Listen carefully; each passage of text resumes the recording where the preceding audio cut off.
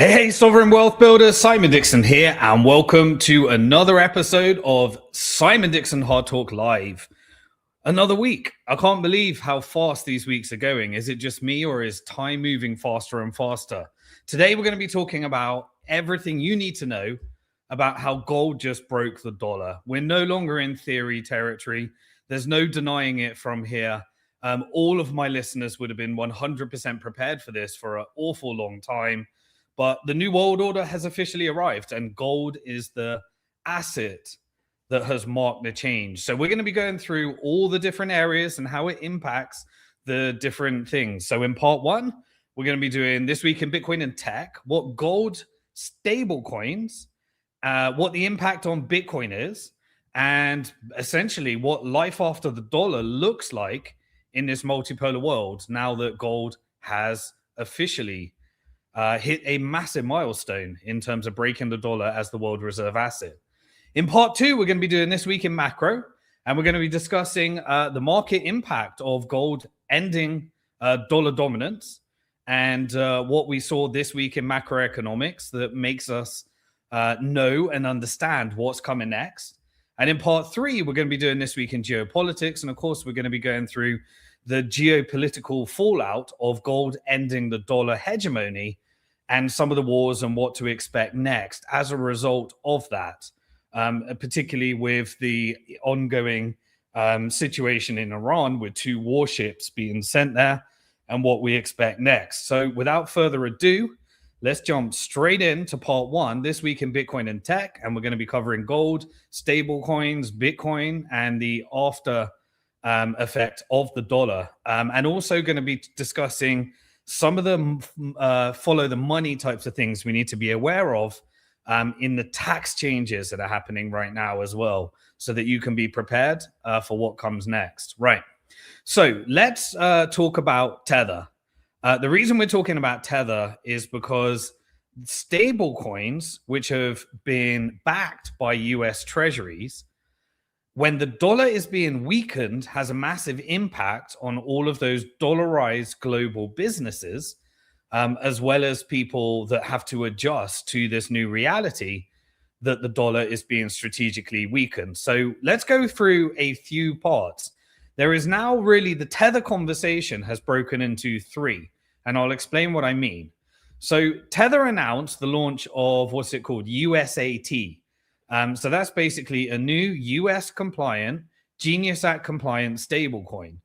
It's basically designated specifically to trade inside US regulatory frameworks, which anybody that's outside the US wants to get the hell away from.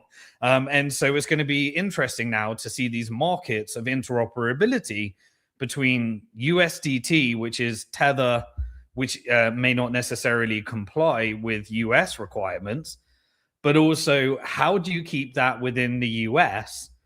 And obviously, the only way to achieve that is through KYC, know your customer, and knowing whether someone is in the US or not. And so that has all sorts of implications. The devil is always in the detail. But anyway, a few things that need to be done compliantly with Tether, which is the digital dollar that exists on top of multiple blockchains, is that it now needs to comply with the travel rule. What's the travel rule? Well, the travel rule is something in the Bank Secrecy Act, which is compliance that means within America, anytime someone sends Tether, the details of the recipient and the sender are embedded within the transaction. So, of course, this is a surveillance state that we've all been prepping for. But if you're using programmable money that exists outside the banking system, and you're staying within a centralized issuer, unlike Bitcoin, which is decentralized, then you, and we covered all the currency wars and the freeze functions that have to be there, you have to have compliance with the travel rule eventually embedded within the smart contract. Which essentially means the recipient and the sender, the details need to be in the transaction somehow. Now, initially, it will just be, exchanges saying, are you sending it to a custodian or self-custody? But you can expect that to ramp up because this is the first iteration of Genius Act, and that puts it in compliance with Bank Secrecy Act. And this is how we get to this programmable social credit score, Orwellian nightmare that the America saying they're going to become crypto capital of the world is looking to penetrate for the technical industrial complex and the proof of weapons network, all in the guise of technological innovation and trying to deliver more freedom. Right, so we're going to have this new stablecoin called USAT, which is going to be marketed to US investors with additional surveillance and compliance compared to USDT. And that's going to be aimed at basically, reigniting these US regulated markets. But as with all US policy, we know that there is a covert operation in order to strategically weaken the dollar. So if you have an Orwellian nightmare version of a stable coin within America and a different version of a stable coin, this is part of the de-dollarization mission dressed up as dollarization. Now, within the American version, it's all going to have to be backed by US treasuries only.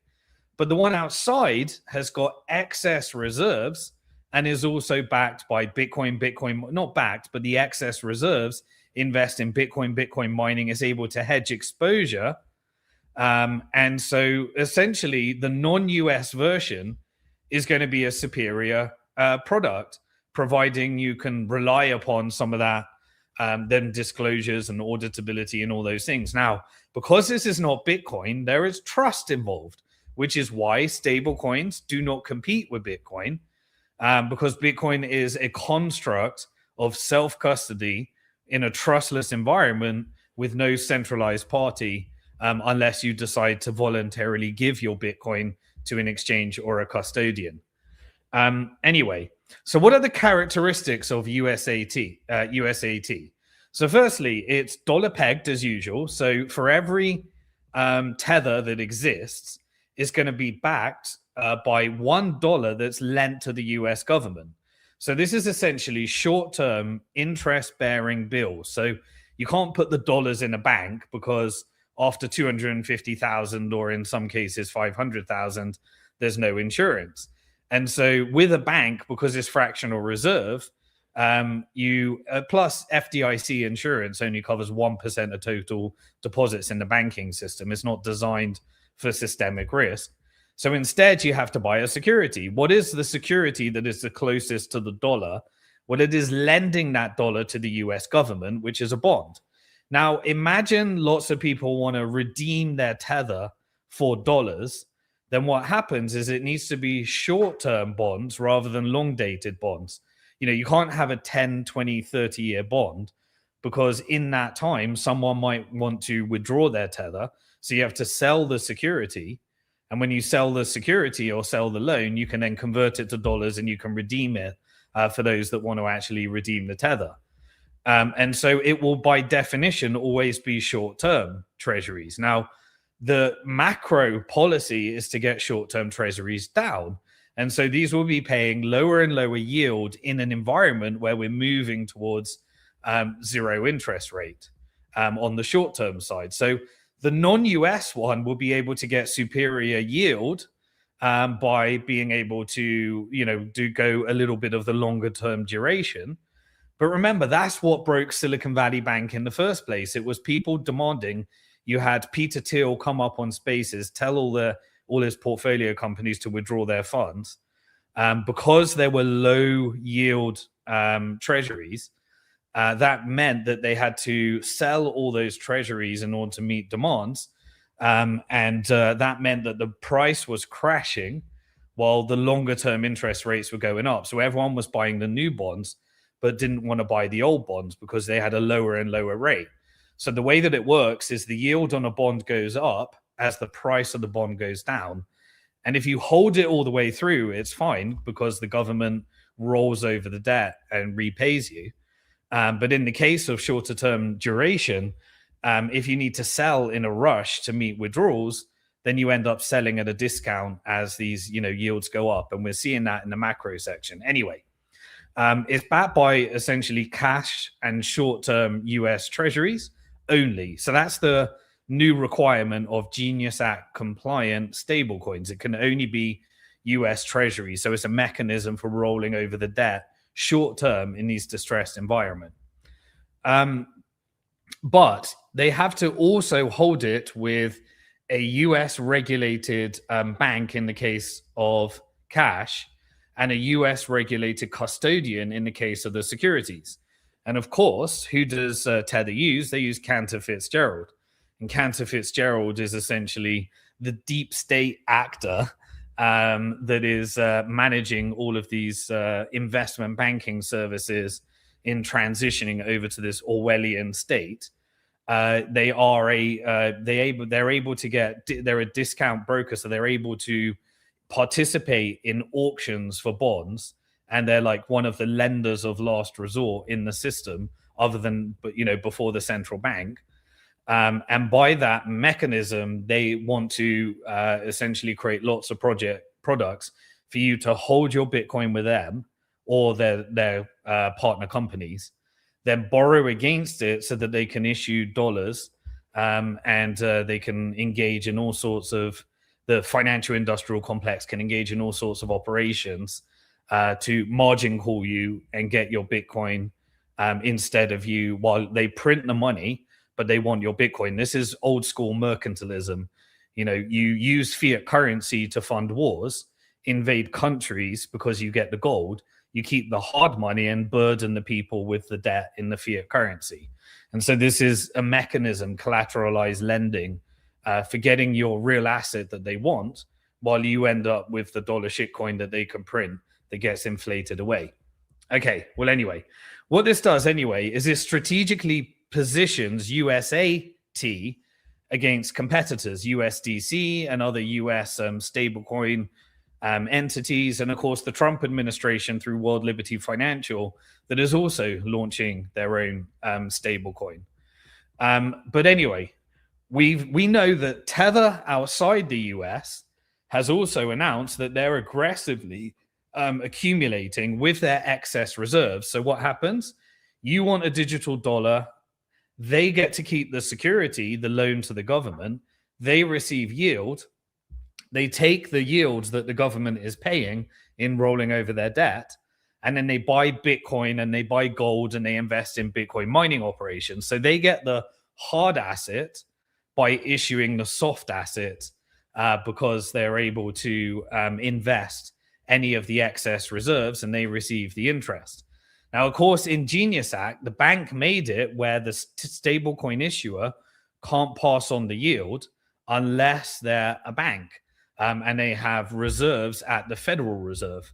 And so this was the whole battle between making sure that stablecoins aren't a risk to non-fractional reserve banking.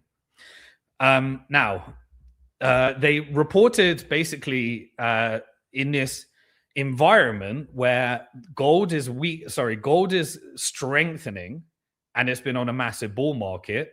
We'll cover more about that in the macro section. I mean, it's now over, it went to a peak of over $5,500. I think it's now corrected back down, but we're between the $5,000 and $5,500 mark. But in an environment where dollar is weakening relative to other currencies, relative to gold, relative to silver, relative to the stock market, relative to all commodities, the underperformer in this environment, because of what I've always been saying, is the financial industrial complex wanted to accumulate as much Bitcoin as possible. So they're using the same things that they did with gold, which is creating paper transactions to manipulate the short-term price, but eventually you get the longer-term breakout, which is what we've been seeing right now. That's why they created Strategy, all of these companies, all of these Bitcoin treasury companies, all of these Bitcoin-backed loans, all of these derivatives, and all of the Operation Choke Point 2.0 that we've covered many, many times. But Tether is basically now announced that it's purchasing up to $1 billion of gold per month based upon the yield that the government is paying. So while the debt is being burdened onto the American people, Tether is using its yield and interest that is now, over $1 trillion a year in interest. The part that goes to Tether, based upon being the 18th largest lender to the US government, is being used to purchase approximately $1 billion of gold per month in their excess reserves. So you have USAT now, the surveillance state US stablecoin. Then you have the global one with a freeze function, but based out of the British Virgin Islands and El Salvador. But also they have a gold-backed stablecoin as well. And so we'll look into that a little bit deeper. But think about the impact here. You're holding treasuries as an international investor or somebody that needs to meet their short-term cash flow needs as a business. And you've got your dollar stablecoin that's going down in value.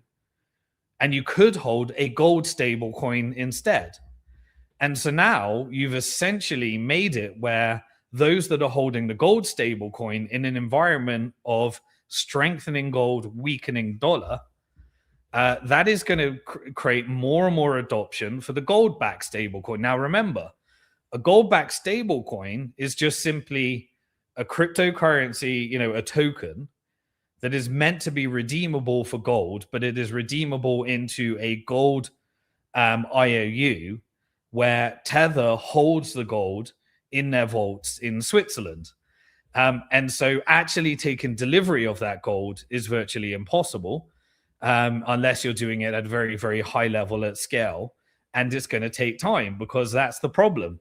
Gold delivery is a very hard, and gold storage is a very hard problem to solve. And because most people can't do that, they end up using a custodian. So they end up with a gold IOU, which has counterparty risk. And then they're tokenizing that. So now they have, this is the World Economic Forum. You will own nothing and be happy. The custodian has the assets. You have the IOU. And then a token on top is all you get, which is meant to peg its value. But if you try and redeem it, it's virtually impossible. Now, I'm not saying this is a bad thing, but it's just not the same as a bearer asset like Bitcoin, where the value and the custody is built into the actual asset because it's digital and it doesn't have this limitations of the physical world. Obviously, physical assets have their advantage as well, but different use case for different problem as well. But anyway, the gold is stored at a high security private vault in Switzerland, which is also where they've built out massive data centers as well. And Tether is basically now one of the largest private holders of physical gold in the world. So this parallel system is now competing with the central banking system. But obviously, they want to, through these regulations, keep it within the financial industrial complex and have these freeze functions so that, which is exactly what happened in Venezuela. All the tether that the Venezuelan government had was frozen. Because it is a centralized company. So now you don't need to go to a bank, get a court order. They were able to just freeze it like that. So basically, this gold appreciation has added billions and billions of dollars to Tether's balance sheet. And per employee, they've become one of the most profitable companies in the world, proving all along, which I covered many years ago in Bank to the Future, Protect Your Future Before Governments Go Bust, that you can have a profitable business model of full reserve banking. And that's what Tether and stablecoins have effectively proven. So through this model, this isn't just the gold-backed stablecoin. This is through their excess reserves buying gold. They now have an estimated current total of 143 tons of physical gold in a vault in Switzerland. That's approximately $26 billion, depending on the price. It is very, very volatile right now. So assuming 143 tons, and this is based upon last week's, last year's data. So who knows what's happening at the moment, but based upon 143 tons, that would make Tether the number 29 gold holder globally, probably the largest private gold holder outside central banks, and outside some of the private banks and various other accumulations that have happened.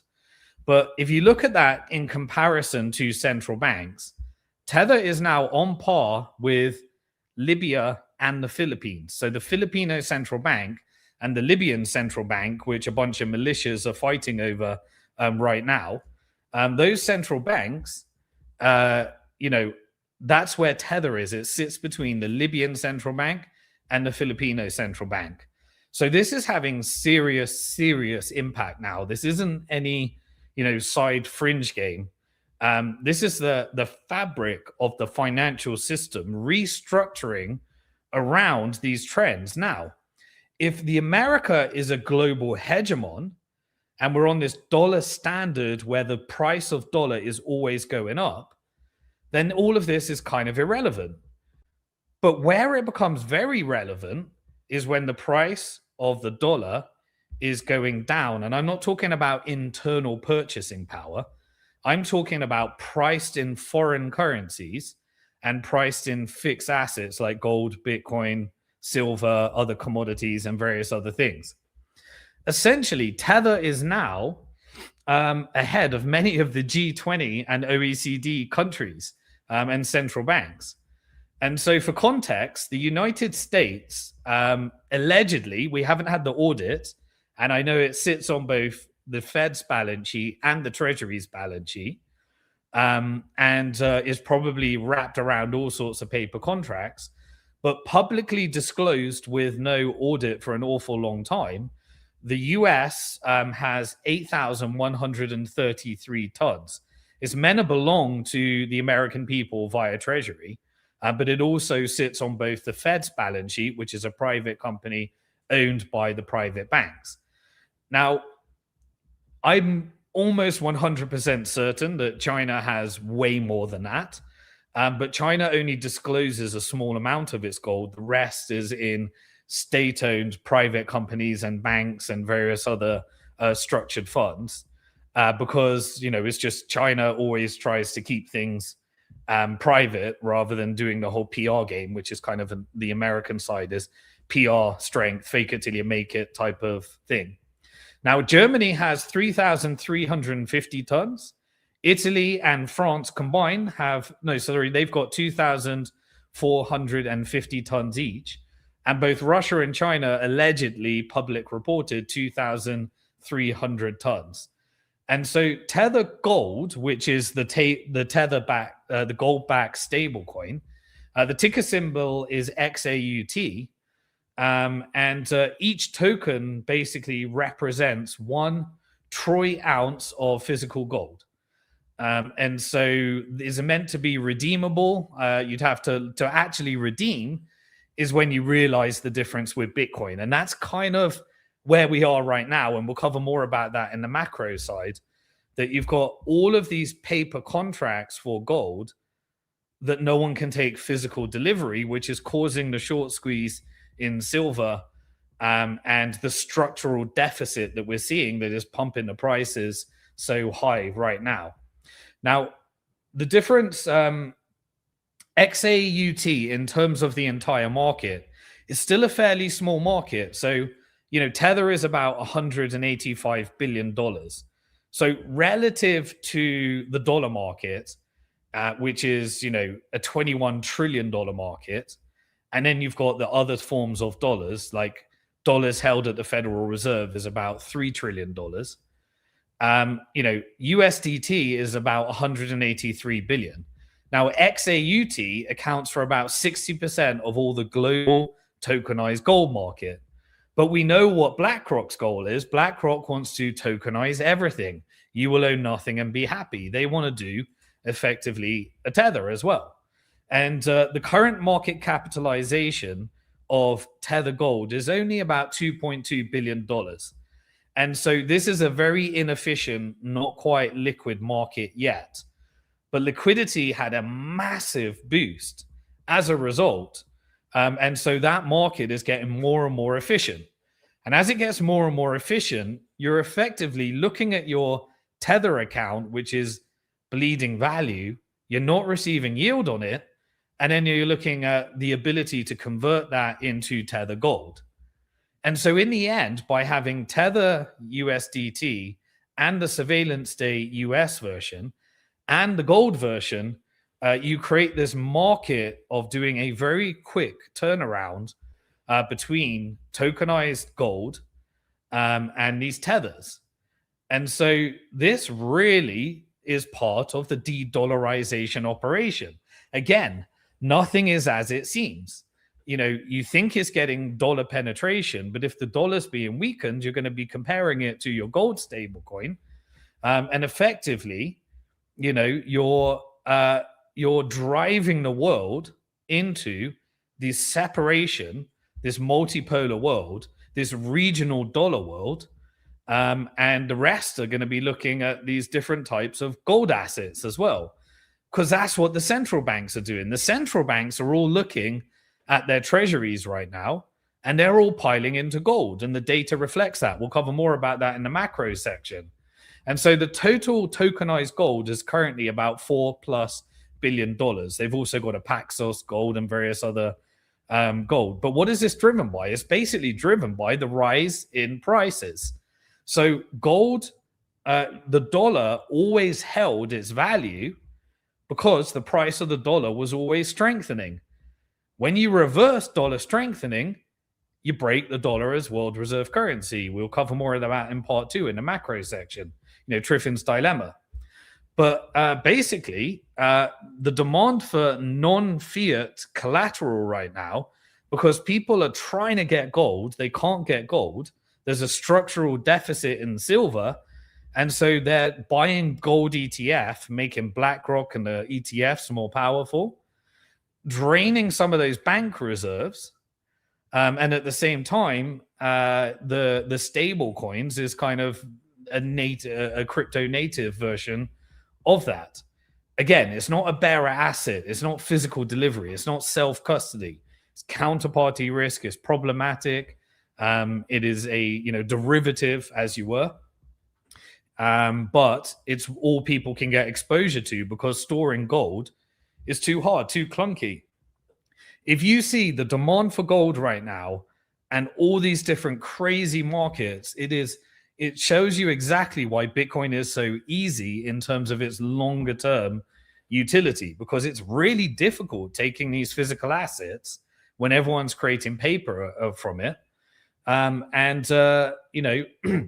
All of this geopolitical that we'll be covering in part 3 and monetary instability is causing all of this demand as well.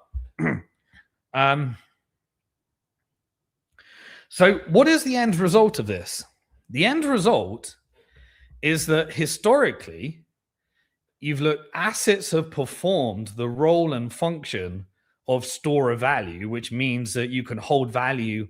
It increases your wealth as you hold those assets, but they come with risk.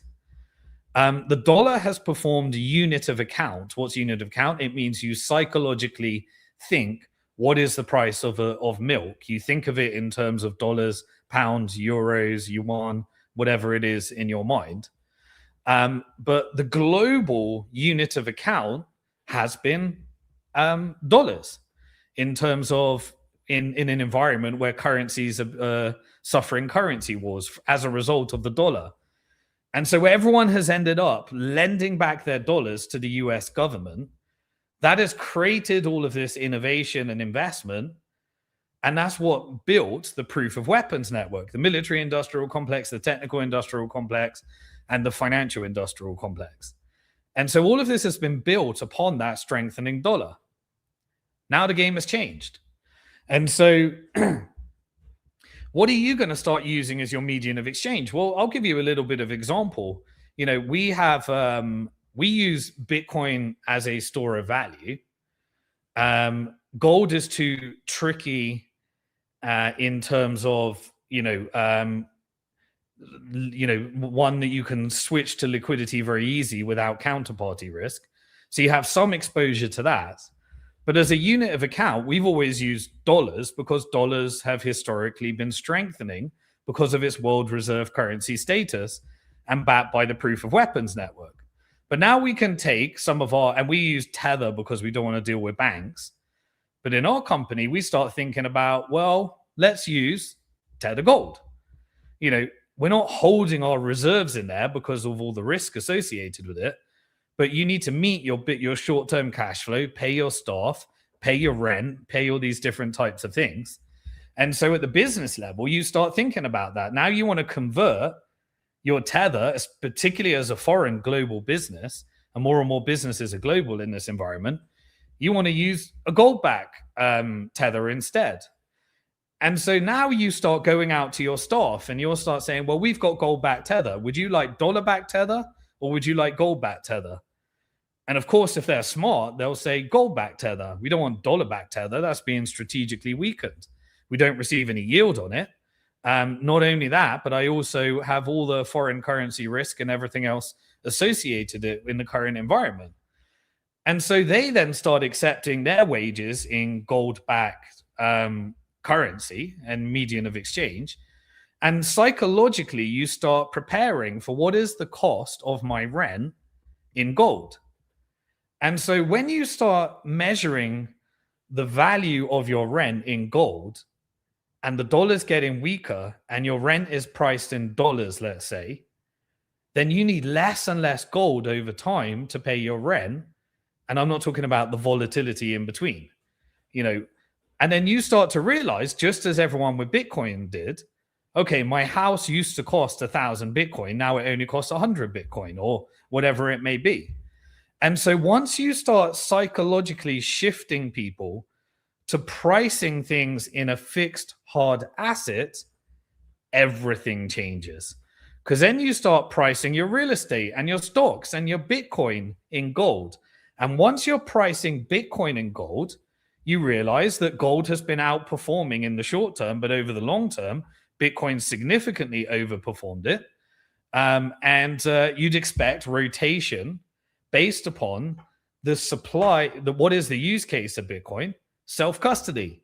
So when you need delivery, you realize the need for Bitcoin, but you start pricing it in gold, and we remove the optical illusion that gave the power to the dollar in the first place. And of course, the financial industrial complex knows this because they're doing an operation that's weakening the dollar, as we've always been covering all along. And so this is mental, psychological dollar decolonization globally. And everyone, more and more people will start thinking, what is the price of stuff in terms of gold? And once you can think about that, you then enter into this multipolar world where everyone's using their local currencies. The world reserve currency becomes some kind of gold derivative. And those that need freedom and sovereign, they take delivery of their gold, or they can do it with a digital global bearer asset called Bitcoin. And this is the transition that we're going to be going through as we transition to these surveillance state stablecoins, central bank digital currencies, and programmable money through artificial intelligence and social credit scores. This is what you got to get ahead of yourself. This is what I've been trying to get people to understand. So this basically pushes gold demand over treasury demand, which means that less and less are willing to lend to the US government other than those that are in a dollarized economy. And who is that? Well, those are the ones that were colonized by the dollar, Latin America. And so if Latin America is having their currency destroyed by the proof of weapons network covert operations, like we saw in Venezuela, then you can use this to dollarize, price things in their economy in dollars. The most important thing is, what do you price in?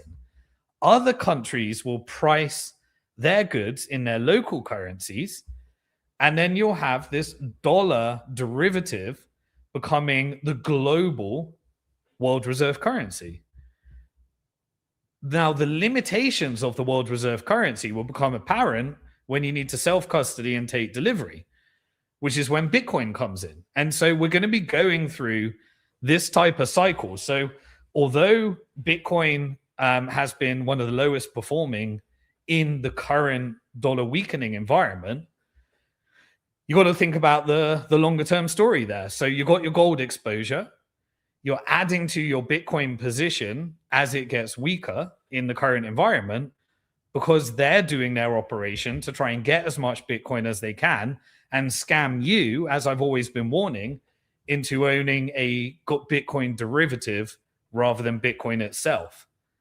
Because the elites, they still want Bitcoin in self-custody, because I've always said, just like they allow the tax haven offshore structures to exist because elites want to use them, elites will still want to use Bitcoin in self-custody. And that kind of forms into Clarity Act and what's being debated at the moment. But more and more people are going to be pricing things in gold if this trend continues. And so all the financial industrial complex needs to do to transition to this multipolar world is do what they're currently doing: slowly weaken the dollar while they manage their capital outflows. And gold becomes basically not the world reserve currency because of a gold standard, but the world reserve medium of exchange, and without needing a gold standard. And this lines up perfectly with the natural organic understanding of Bitcoin. Now, few will understand this. And so this is really the most important part when we make this transition to a world of AI, Bitcoin, CBDCs, stablecoins, and all the technology that we're going through. Because Bitcoin, as I said, it solves the custody and auditability problem. And it is about sovereign rather than dependency. And as I said, if you can get gold and you can become sovereign, but then try escape and leave a government with massive amounts of gold that you've built with your lifetime savings, and it's harder to store at scale. So, this is the historical problem we are witnessing in real time over the next decade. Everything that has, this fiat currency, by changing this is a radical change that we're seeing right now. And so we're seeing this mad rush to gold in order to preserve value because the dollar's being weakened. And no one able to take physical delivery. And with just experiencing the clunkiness of that.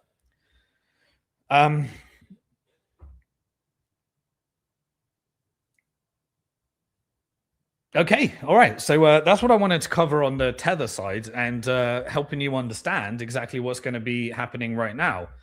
At some point, there will be those that are building their self-custody, and some point a rush to self-custody. Now, we still don't know what's going to happen because we don't know in the banking system what happened with all these paper silver contracts. Somebody got wrecked. The price went up at such a fast rate. We noticed that the Federal Reserve was printing, moved from QT to QE, and there was some bank action happening in the background. But did that correct someone's silver short position? We still don't know. Somebody's on the wrong side of that trade. Somebody got bailed out, and of course they'll socialize the losses and privatize the gains. That's the way that the regulatory capture happens. But we're going to find out, that's still going to be, we still got to figure out, we haven't seen yet who's on the wrong side of that trade. And so, this is what we're actually seeing right now.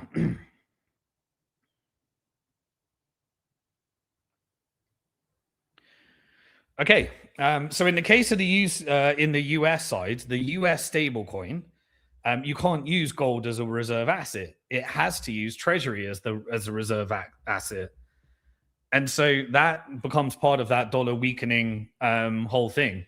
And the custodian, you can't do that globally as well. So anyway, the end result is everybody needs to limit their exposure to the dollar. And that's what everyone is figuring out, that is, figuring out this game right now. And so they're holding their spending money in their local currency, which is strengthening relative to the dollar, depending on where you are in the world. The physical gold and silver is being used for people that want to have, they're able to, it doesn't scale, but they're able to hold their savings depending on your wealth. And then Bitcoin in self-custody for savings and wealth and sovereign freedom as well. And that, I think, is what everybody needs to get their head around, and they need to start preparing for. Right. Before I go through the impact on the macro side and then the geopolitical side, I wanted to cover another couple of topics in the whole surveillance state and where we're headed, and understanding some of the psyops as well in the technical side, because this is really ramping up right now.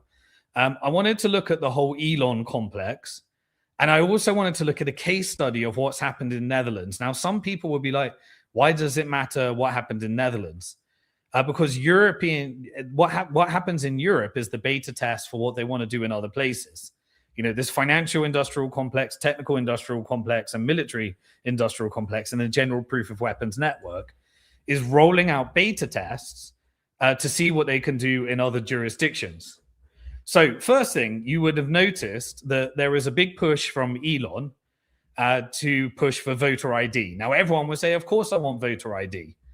But you know that's a psyop in order to get to the next phase of digital ID as well. Because what do? They weaponize any narrative around voting fraud when it's really the proof of weapons network and the lobby that determine the outcome, because they get to allocate and select all the politicians. But you get always the narrative of believing, it's the voter fraud. And that voter fraud can be used by the technical industrial complex TIC in order to push in the voter ID and iterate up to these,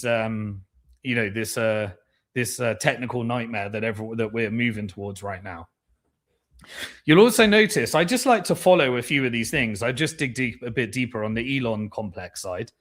But you'll notice that he also, there was an announcement that Tesla, which is a car surveillance state, Tesla, I had a Tesla. Luckily, I have multiple cars. But I had a Model X, and just one day, Tesla told me that I can't drive my Tesla anymore. And it's just sat there. We haven't done anything with it yet, but it's just sat there with Tesla telling us that we can't use the car yet. And you can't even unlock it. And I can't even take it to a center without towing it. And obviously, it will be tracked along the way. You know, this is the idea behind these electric vehicles. But you'll notice that they decided that they're going to be discontinuing the Model X and Model S. That was the announcement from Tesla stock.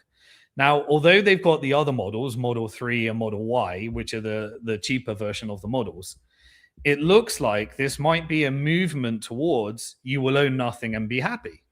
And so they might be moving to the fully autonomous rental model where you don't even own a car, but they get to take you everywhere via an electric car, and there's no ownership there. And so this kind of is, I don't know, like we'll keep watching these trends. They're kind of just weak thoughts at the moment, but we should really watch where we're going, because this is a digital prison through driving being built. And what's happening with Trump? He announced this week that he wants the price of real estate. He'll protect real estate owners. Okay. But what is the people that can't get on the home, the unaffordable housing going to be doing? Well, Tesla's launching their own $7,000 smart homes. And so this is the same as the car. If they won't let you leave your house, Tesla can say you can't leave your house. If Tesla wants to tell you that you can't use your car, then Tesla can tell you you can't use your car. But everything's moving towards these, driving the price down while the real assets are going up in value in order to drive you into the surveillance state, cheaper option. And so we've got to keep an eye on these trends. It's also worth noting, what is the big geopolitical events here on the tech side? Well, these automated vehicles, they actually use more energy than artificial intelligence. So remember when Elon was pretending he cared about the environment and this was an environmental play and he built his whole following around that? Well, this is less energy efficient than even artificial intelligence.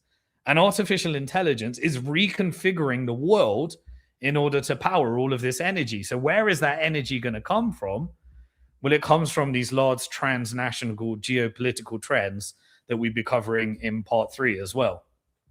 Also this year, you're now going to get the SpaceX IPO, and it's looking at floating at a valuation of $1.5 trillion. $1.5 trillion. And then we've got XAI, which is essentially going to be our social credit score. because he was allowed to borrow against his Tesla stock. And as long as he submitted to the new agenda, which is not cancellation and censorship, it's freedom of speech, but not freedom of reach, which means you keep talking, build the algorithm, and then we'll assign you a social credit score, and we'll only boost your traffic when you're talking in the way we want you to talk. And so that PSYOP has just clearly been revealed now. But also, XAI, who's it raising from? Well, it's raising from transnational capital. It's the financial industrial complex doing the transaction, but it's the Gulf sovereign wealth fueled by Chinese money and Chinese oil purchases. So you've got oil money, Gulf sovereign wealth funds investing in less energy efficient than, creating this energy situation in order to build the surveillance state. I hope everyone has figured out at this stage that there's no human that could have done this without being DARPA funded and connecting with intelligence agencies and being a tool for the proof of weapons network. And that's obvious when you see that regime changes are happening on X by Elon pushing out different narratives. And so if you comply with the network, as I've always said, I know I always pick on Elon. This is the same with all power structures. I released a bunch of videos and interviews I did this week with different people, like describing in painful detail how all these different types of operations work. And it was awesome to see on the Peter McCormack channel, we became, of over 1,000 videos, we're number 5. So this content is very popular. Remember how long our YouTube channel was oppressed? It seems like that we could get top 5 video on the Peter McCormack channel, which beat all of the other, all of Michael Saylor's videos, all of Nayib Bukele's videos, even Israeli agents like Tommy Robinson. We got ahead of there.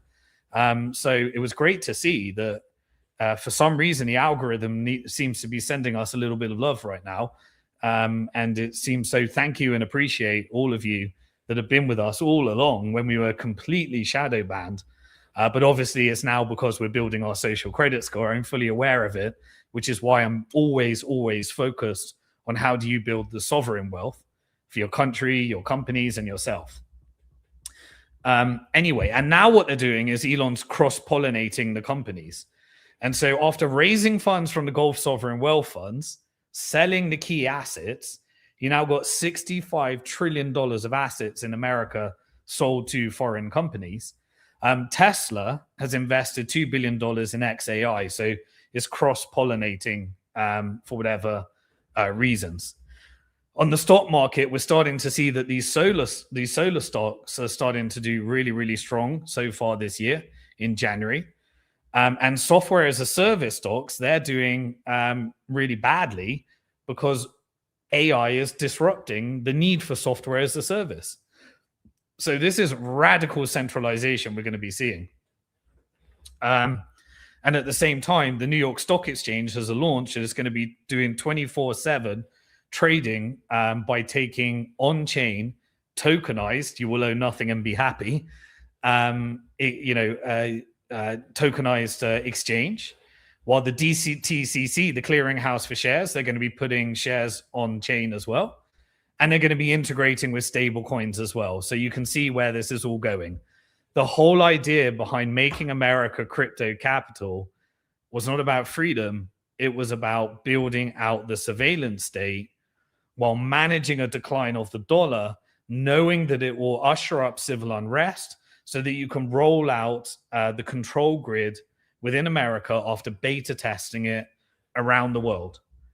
And you can see around the Trump administration, all of the nodes that are involved in that, whether it be David Sachs as the crypto SAR and AI SAR, whether it be Peter Thiel and Alex Karp in the Palantir side, or whether it be Elon and all the other PayPal mafias on the social credit score and AI side as well. So you got AI for military on the Palantir side, AI for individuals and social credit scores on the Elon side, and then the programmatic money and government infrastructure, and then the privatization on the David Sachs side as well. And if you're part of the crypto and tech lobby, you get to fit yourself on the right side of that. And the bank lobby is remaining, lobbying through Genius Act in order to ensure it doesn't disrupt the dollar creation industry through the private fractional reserve banking system as well. And of course, this is being framed as MAGA and Trump taking on the system and the Fed. Okay. Right. I want to do one more thing in the Bitcoin and tech section before we go into macro and geopolitics. And I want to look at Netherlands. Now, there's a reason for this, because this is a very interesting case study. When you follow the money, basically, Netherlands has said that it is going to be doing the wealth tax, the thing that we all talk about. Now, what is a wealth tax? A wealth tax is where you take all your wealth and your assets. And of course, when you're managing wealth and sovereign wealth, you don't hold your value in depreciating currencies. You hold it in assets.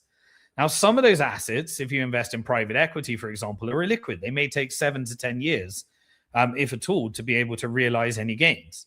And so what you're going to have to do now in Netherlands, if this all goes through, which it looks like it's going through,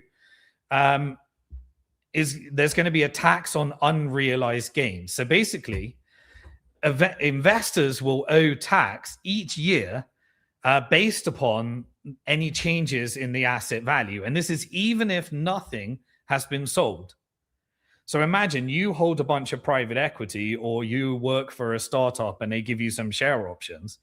You have to value them, and then you have to pay tax on them every year. But what if you haven't sold the asset, or you can't sell the asset? Well, then you need to go find the cash somehow, or you need to find a way to sell the asset. Now, in the case of Bitcoin or public stocks or bonds or, it's fine. You can sell them. You could even, I'm sure they'll make it where you can pay your tax in Bitcoin and then there's no impact on the market at all. I'm not sure they're going to be able to take bonds as payment or whether they'll take stocks as payment. But some countries are going to be allowing Bitcoin to pay tax. So this is essentially a way of getting their chip of Bitcoin. But those are liquid markets. What about illiquid markets? What about real estate that you can't sell? What about private equity that takes years? What about any other type of asset? And they'll list the types of assets that are included.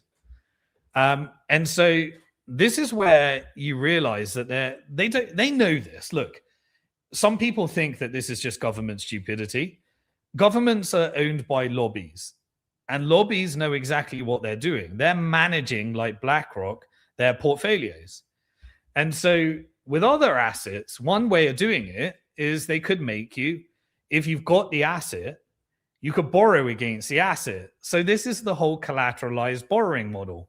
It's an extension of the fiat Ponzi scheme rollover. So now they want you to take your asset, owe tax, and have to borrow against it. What does that do? Borrowing against your stock is inflationary, and paying tax is disinflationary because it takes money out of the system. And so essentially it's wealth confiscation, and you've got to create this whole industry of borrowing against your asset in order to pay your tax. And that's the next industry that will, happen. But then if you're somebody that wants to issue a loan against an asset, if that's your business, you need it to be liquid. So what rate are you going to actually charge somebody to borrow against an illiquid asset? It's going to be a massively high rate. So this is wealth transfer to the financial industrial complex based upon you becoming a debt vehicle just to be able to pay some tax to combat some of the inflation. And then every year, you're going to have to look at all of your assets at the start of the year and the end of the year, and any income you received on those assets as well, which you're already paying tax on, you're now going to have to pay the wealth tax on. So if you stay in Netherlands, this has a very, very negative impact on those types of assets. It drives people to liquid assets over illiquid assets. and this is both on realized and unrealized gains. Now, it works in realized gains because you've already sold the asset and you have the cash to pay the tax. But when you really follow the money, imagine that there's something covert, which we always, believe. What's the real intention of these policies?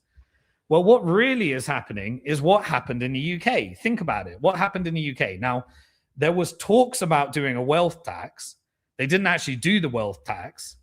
But what they did is they did windfall taxes on energy, and they implemented new rules for any what's called non-domicile residents in the UK.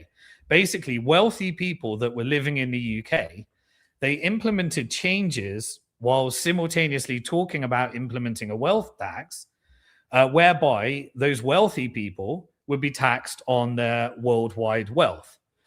And so most wealthy people hold their wealth outside of these jurisdictions because that's what the systems were set up to do, and obviously you can push out the narrative that you're, taxing the wealthy, which is a popular narrative in this type of environment. But what happened in the UK? Well, the UK experienced in 2024, upon these announcements, the largest exodus of millionaires and billionaires that the country has ever experienced. Now, where did they all go? So firstly, the windfall tax in Scotland on the oil producers while pushing a renewable energy agenda is that if you vassalize Europe and UK, you get to have a boost to the renewable energy companies, which are buying from China. So they're buying all those windmills from China, trying to become energy independent from US because they can no longer buy cheap gas from Russia. And even if that's not efficient, they're trying to build some level of autonomy from US. Now, it's BlackRock that owns the portfolio of all these big renewable energy companies, and it's China that benefits. So again, this is wealth transfer to the financial industrial complex, to the sovereign wealth funds, which are mainly fueled by China's manufacturing base. And so what this did anyway is it killed the North Sea oil extraction industry. Trump comes along and says, UK are crazy. They're not taking advantage of their oil. But UK, we know, is owned by lobbies as well. And so they can coordinate these types of transactions for the military industrial complex, technical industrial complex, and financial industrial complex. But anyway, what is the end result? The end result is predictable. Exactly what happened in the UK. All the millionaires and billionaires will go. That leads to a reduction in the amount of tax that is collected, which is what's happening in the UK. And so you say you're going to tax the millionaires. The opposite happens. You reduce the amount of tax, and then you move to austerity and need bailouts. And the same thing can happen in Netherlands. So let's take a little bit of a think around Netherlands. Now, the UK operation was quite interesting. I'll go a little bit deeper into it. But you'd expect, where do they go?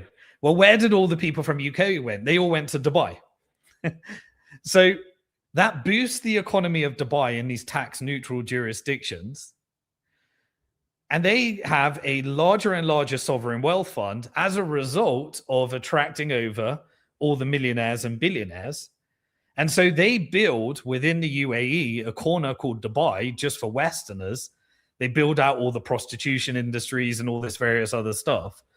They allow for drinking and gambling and all that stuff. That attracts the Westerners over there while simultaneously weaponizing the media around there's a Muslim invasion in the UK and the demographic issues. And so you can weaponize these immigration issues, and then all the millionaires and billionaires flee to a Muslim country, realize there's no crime, and then you end up with the ones that are stuck on the war-ridden companies that are in poverty in the UK. And so you don't want to destroy the entire value of the UK, but you can vassalize it further and further. What does that mean? As the economy gets worse, the debt increases. You'll notice the stock market is going to all-time highs. So no matter how bad it gets in UK, stock market's still going up. Why? Because the government is a piggy bank for extracting value, asset stripping, and putting the value into the stock market. So this leads to distress, finance, and the need for private credit. and then the need for austerity. And with austerity, you can do an IMF bailout, and then you have massive mergers and acquisition, privatization of national assets, private equity that bails out some of the distressed companies, gets to buy those assets on the cheap, repurposes it for data centers, surveillance state, whatever it wants to do.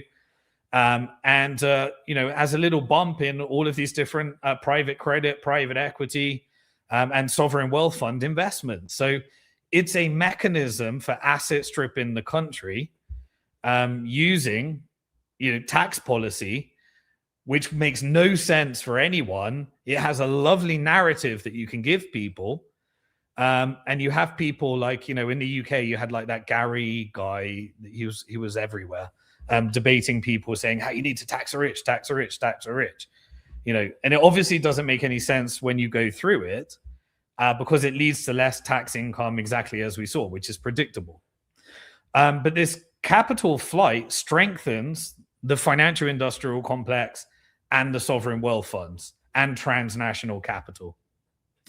And so they can ultimately move in and acquire many of the national assets. And that's what we're seeing alongside the FIC. Now, what has Netherlands got? Why did they target Netherlands next, given that we know Netherlands was the creator of this model? The Dutch central bank, the Dutch East India Company, the legal and legislative changes that created the version of capitalism as we know it. And then obviously the Bank of England changed it into a debt-based Ponzi. And then once that bankrupted the government, we implemented it in the US with the Federal Reserve System. But what is it that Netherlands has that is vital to this new AI central bank digital currency world? Of course, it's the Netherlands semiconductor chip industry. They have a vital part of the chain. Taiwan and Netherlands are the entire semiconductor chip manufacturing industry. And they both specialize in different parts of it. And so could this be a mechanism for getting access in the US financial industrial complex to the Dutch, semiconductor chip manufacturing side? And so that's why the lobby might be paying. And obviously this is going to be stripped at the expense of the Dutch people for the financial industrial complex. And this is what you'd expect to see more and more of across Europe. And while there'll be less social payments and social things, and more military spending, and more and more vassalization and asset stripping. So next to Taiwan, Netherlands is the most important country in the supply chain.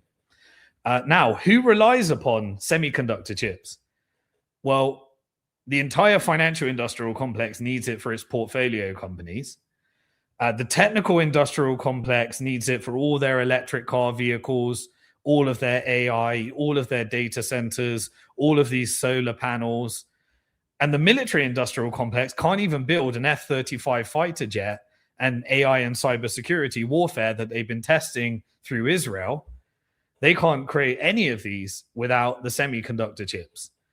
And so that becomes the vital supply chain. And that's why I think you suddenly get a wealth tax in Netherlands. And the result is predictable. And you need to prepare yourself and start thinking about it, because these things take about 3 to 5 years to manifest. And I want you to get ahead of them by following the money. Again, this is a partnership of the lobbies. Who is the most important lobbies? Tech, military, financial. And then they got their covert operations as well. Okay. And this is the transnational capital thing that I've been talking about. And this is why we're going to get Europe's inevitable decline. Because the infrastructure is decaying for distressed asset acquisition and asset stripping. And we're going to see more and more of that. And as I said, this reverse colonization, because it's being done with foreign capital as well. Okay. So I think just putting some predictions out there, don't take this with a grain of salt. This is not, the Netherlands is basically the potential next target of the financial industrial complex after all the beta tests that happened in UK. I think Poland will be the next target of the military industrial complex, because it's been promised by America as long as you go with our policy of reallocating all money in the European Union up to the US stock market via the Ukraine, then maybe they'll be back, there'll be a double crossing, and the Russia side might expand out to Poland as a beta test to make up for lost profits now that military is not in the Middle East. Trump is trying to raise like $1.5 trillion. Many defense contracts are being signed, but it's not as profitable as war. So maybe that will be as well. And as I said, UK was the beta test. And right now we're getting the full technical industrial complex rollout, a digital ID, and Europe is doing their central bank digital currencies and digital euros. So if it succeeds there, this is what they would like to do globally, ideally, other than the escape valves for the elites. And so, these are the types of things to really consider. And I think we're going to see more and more of this across the European Union. So I'll keep watching what happens on Netherlands, but taxing on unrealized gains based upon economic ignorance and galvanizing, the left-leaning, the people that are on the wrong side of wealth inequality, which is the vast majority of people, is not a mistake. It is deliberate act of economic sabotage. It is done by design, and it's not because politicians are stupid. It's because they're owned by their lobbies as well. And so the design is pretty simple. Politicians are owned by the lobbies, and they're, they are there in order to put all the assets into distress, and then these assets are acquired through these tax-efficient jurisdictions and asset stripped. And tax becomes the mechanism for achieving that and having an acceptable narrative. Okay. And that's the vassalization strategy. And you'll notice that theme throughout all of the things. One thing to look out for, New York's next. Remember what I said? New York was already on this trajectory. And so Mondami was to give acceptable narrative to both left and right. The left think, I'll buy into the political system. We might have our guy. The right get to blame Mondami, saying on what was already happening. And then the real powers in New York are the mafias, the feds, the real estate tycoons, the financial industrial complex. And so they get to potentially be the next experiment and recipient, while other states are being used for civil unrest campaigns and manufactured civil unrest, as we saw all throughout this week. And of course, there was reform in Trump with the 401k pensions in the US. What assets was it that he wanted to open up to pensions? Private credit, private equity, and crypto. The surveillance state, the funding of data centers, the asset stripping operations. And so what are they going to do prior to this private equity, potentially having these wealth tax, dumping on your pension? And so private equity get to dump it onto the pensioners, and then they'll be able to borrow against their stock that will fuel the financial industrial complex, and they'll create a whole new industry of asset stripping as well.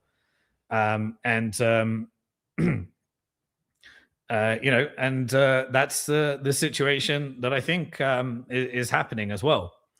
It doesn't impact Bitcoin in the same way. They'll probably have their wealth taxes, so you need to be very careful of where you're living. But obviously, Bitcoin is liquid, and then sometimes they'll allow you to pay with Bitcoin as well.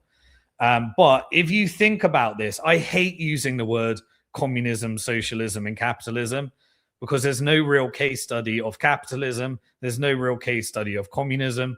But if the definition of communism is moving towards the removal of private property rights, then this would be a movement towards that. But that's not what's happening here. They'll push the communism narrative. This is corporatism. This is wealth extraction of everybody into the hands of a fewer and fewer people.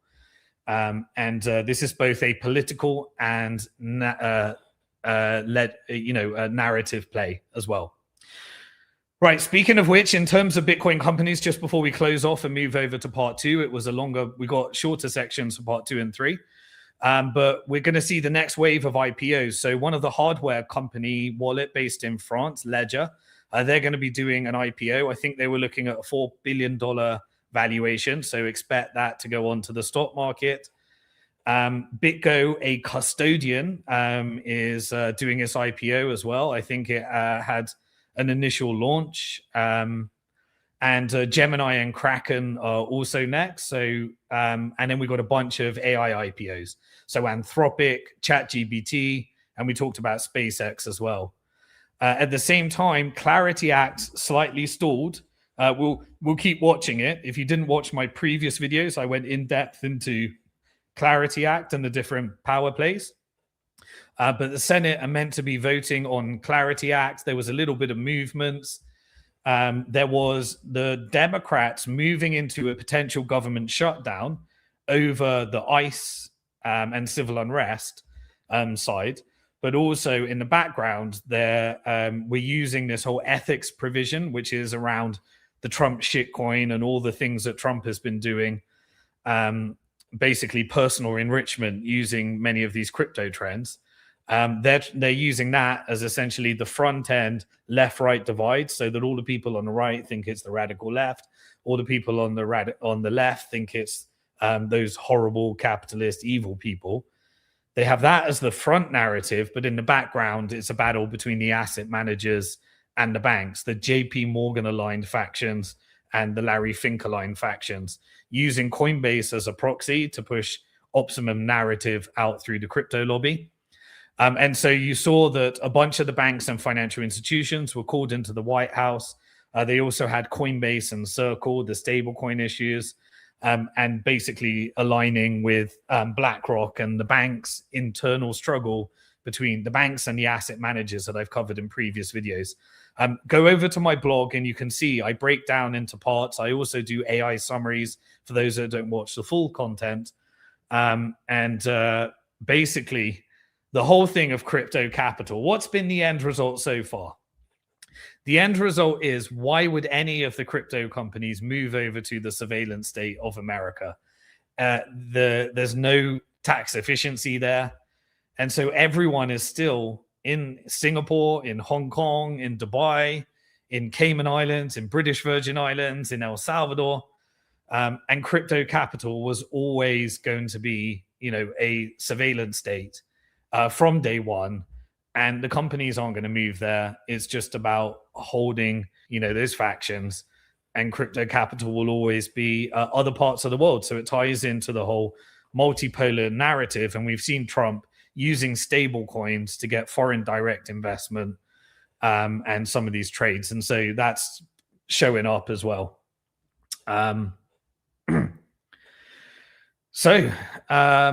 The most important thing, as I said, is that Americans get to maintain their Bitcoin in self-custody. In the Clarity Act, it's interesting, there was a change in language around the self-custody part. I still think it will stay in there, but it's interesting that people were debating the self-custody. And that's the most important thing. As long as you can hold your Bitcoin in self-custody, which I think elites will want to do so, it will be maintained.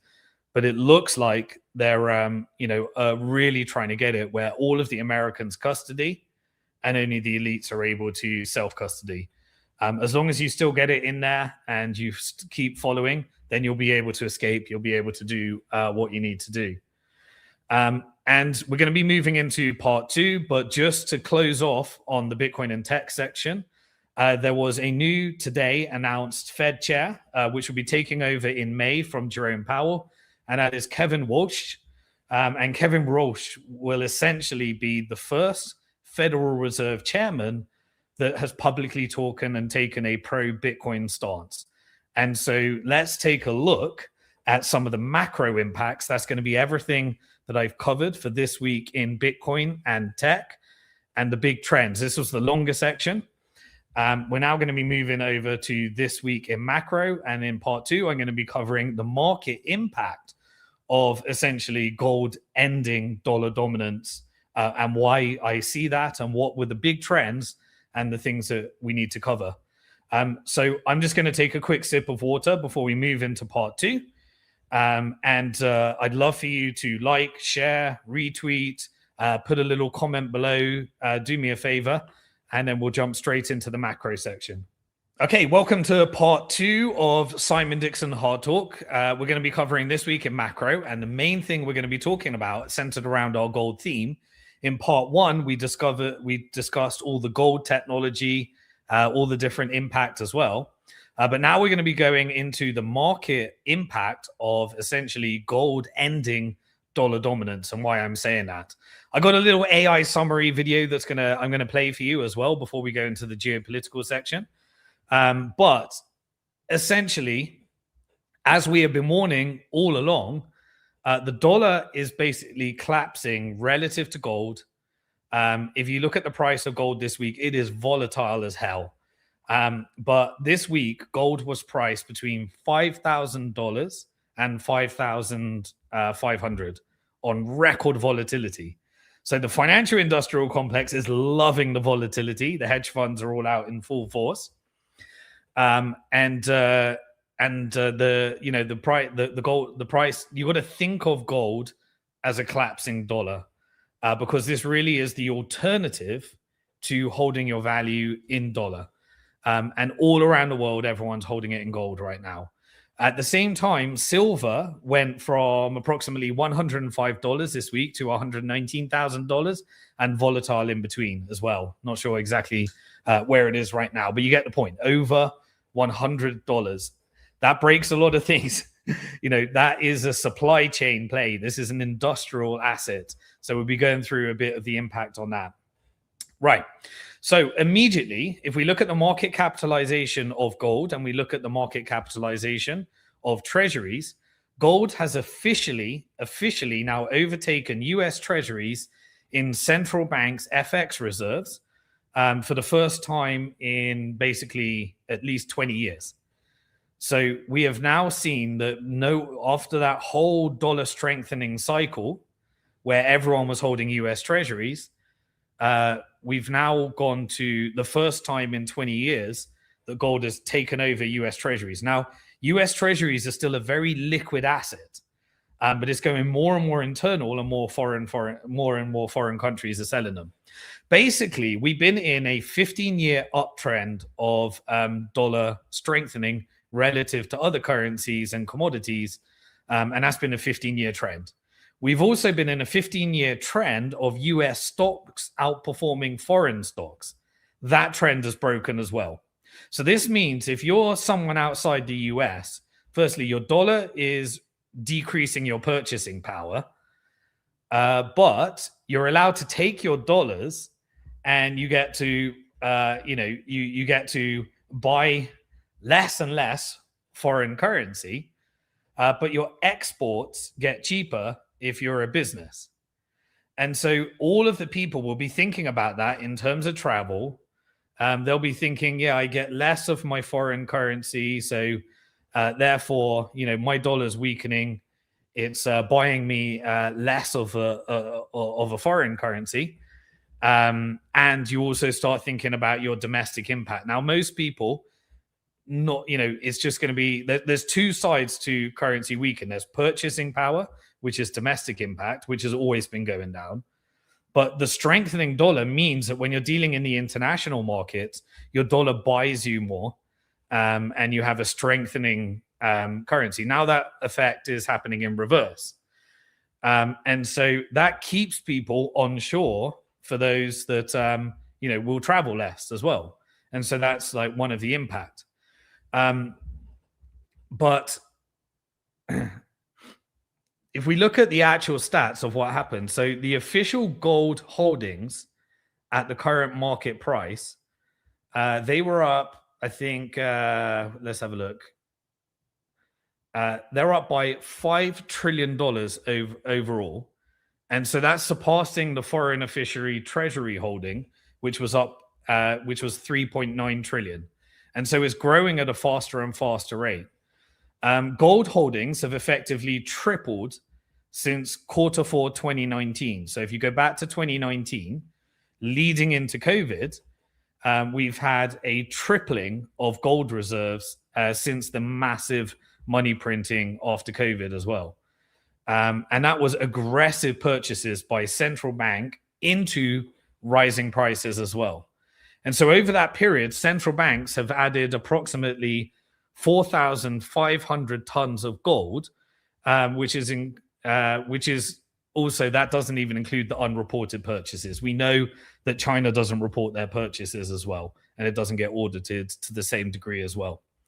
And so at the same time, foreign treasury holdings, they have remained basically unchanged. So we've had 4,500 reported tons of gold, while treasury has been flat over that time period. And so basically that means gold is rebuilding the entire global financial system. And so that has impacts. Now, what I want to do is I created a little AI. I asked AI to summarize a video where I think INFRANOMICS, which is a great channel, summarize some of the impacts. So let's play the first AI video, and then we're going to be going into what this actually means and how to protect yourself. So Azad, could you play the first AI summary from INFRANOMICS? Welcome to The Explainer. We're jumping right into a pretty explosive analysis from the YouTube channel INFRANOMICS that went up on January 28th, 2026. And you know, it went viral for a reason. It suggests a massive shift in US dollar policy is coming, one that could flip the entire global economy on its head. So let's get right to it. The video kicks off with this question, and you can see why. Some recent comments from former President Trump have sent absolute shockwaves through the financial world. They're hinting that the rulebook for the global economy might be about to get torn up. So what was this bombshell exactly? Well, the analysis zooms in on a specific speech where Trump's whole philosophy on the US dollar seemed to do a complete 180, catching pretty much everyone off guard. And here's where it gets really, really interesting.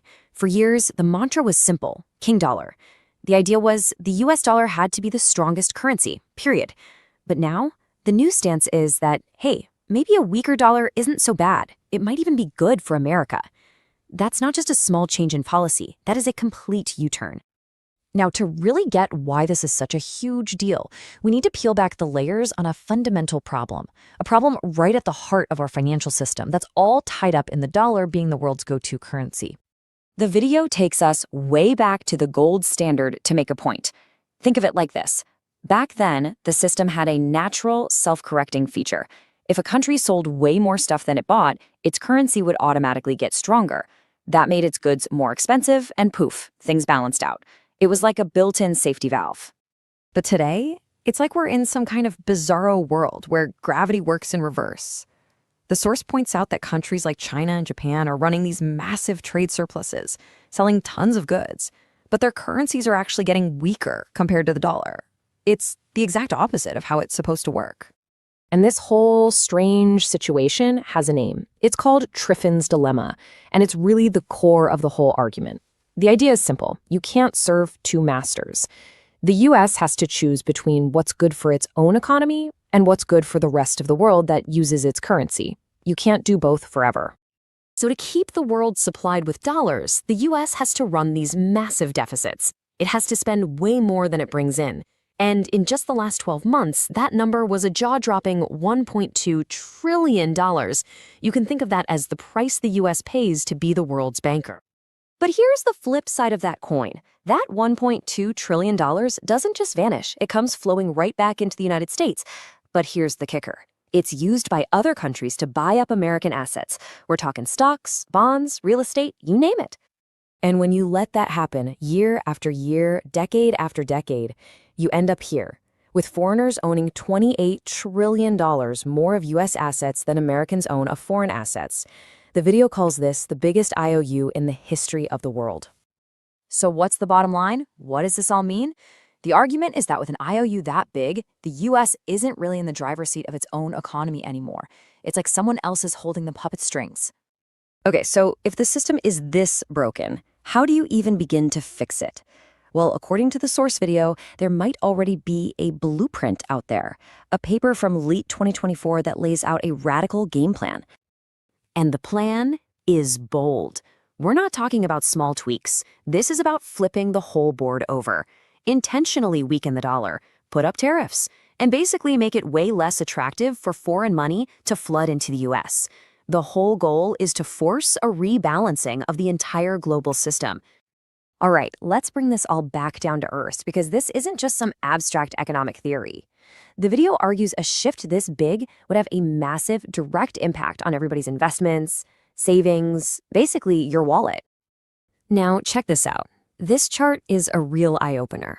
So if you're an American investor, you see the S&P 500 up 18%, and you're feeling pretty good, right? But if you were an investor from Europe, or say Switzerland, your gains were almost completely wiped out, all eaten up by the super strong dollar. It's this hidden risk that almost nobody talks about. So who's really benefiting from this flood of foreign money propping up asset prices? The video points to a pretty staggering number. The top 10% of Americans own 92% of the stocks. It suggests that the current system might be a huge engine for wealth inequality, and a reset could seriously shake that up. And the video argues the dominoes wouldn't stop falling there. You could see the end of the dollar's reign, which could send something like gold soaring. Big corporations that rely on global supply chains, their profits could take a serious hit. And for the rest of us, well, get ready for everything we import to get a lot more expensive. So this brings us to the final point from the analysis, and it's a big one. The argument isn't just that this change should happen, it's that it's coming whether we like it or not. It's basically unavoidable. And really, this quote says it all. The ultimate message is that you just can't defy financial gravity forever. A system that's this imbalanced, that the video says has hollowed out the industrial base and created such huge wealth gaps, well, it was never gonna last. The bill, it seems, is finally coming due. And that leaves us all with the big trillion-dollar question at the center of this whole thing. Is the world on the verge of finally breaking its addiction to the US dollar? That's the core idea from the INFRANOMICS analysis we've explored for you today. Okay, I hope you enjoyed that little summary. It gives me a little bit of a break as well. Right, so my long-term thesis that we've been saying is that the financial industrial complex, because America has sold itself and is foreign owned, you've got these global institutions and asset managers that's taking all of your pension insurance premium and ETF inflows. They've taken over the market. They can now control the market not through fundamentals, but by controlling the media narrative, by giving access to steady flow via ETF, and by printing money through the Federal Reserve. And Trump is ensuring that we now go into our second government lockdown, where all the lobbies negotiate and ask what they want. They all negotiate over what they want, and then the politicians have to say, I'll give you this, I'll give you that, I'll give you this. And that's how they control policy. And then we move into midterm elections where Trump then has to say, oh, now I need to raise finance. And then everyone auctions off all the things they want to the lobbies, and all the people think that they're voting, and they get to control the media and media narrative. And also they control the algorithms and technical industrial complex. And you have all the subordinate nodes in the network and entrepreneurs and public companies, they all have to compromise into the same network. Watch any of my videos and recent interviews, and I go through that in depth. I've uploaded them all onto SimonDixon, my YouTube channel. Right.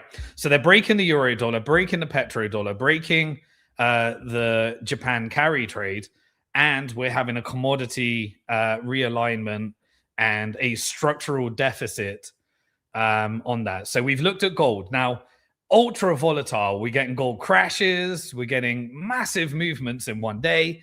I mean, we've had a major silver correction today, but the squeeze is still there. So what is the financial industrial complex doing? Well, it looks like somebody who has a problem has either got a bank bailout through the shift to QE under Jerome Powell, or we've had volatility plays in order to make up for lost profits on contracts that can't be settled as a result of this structural deficit. There's not enough silver to meet all these paper contracts.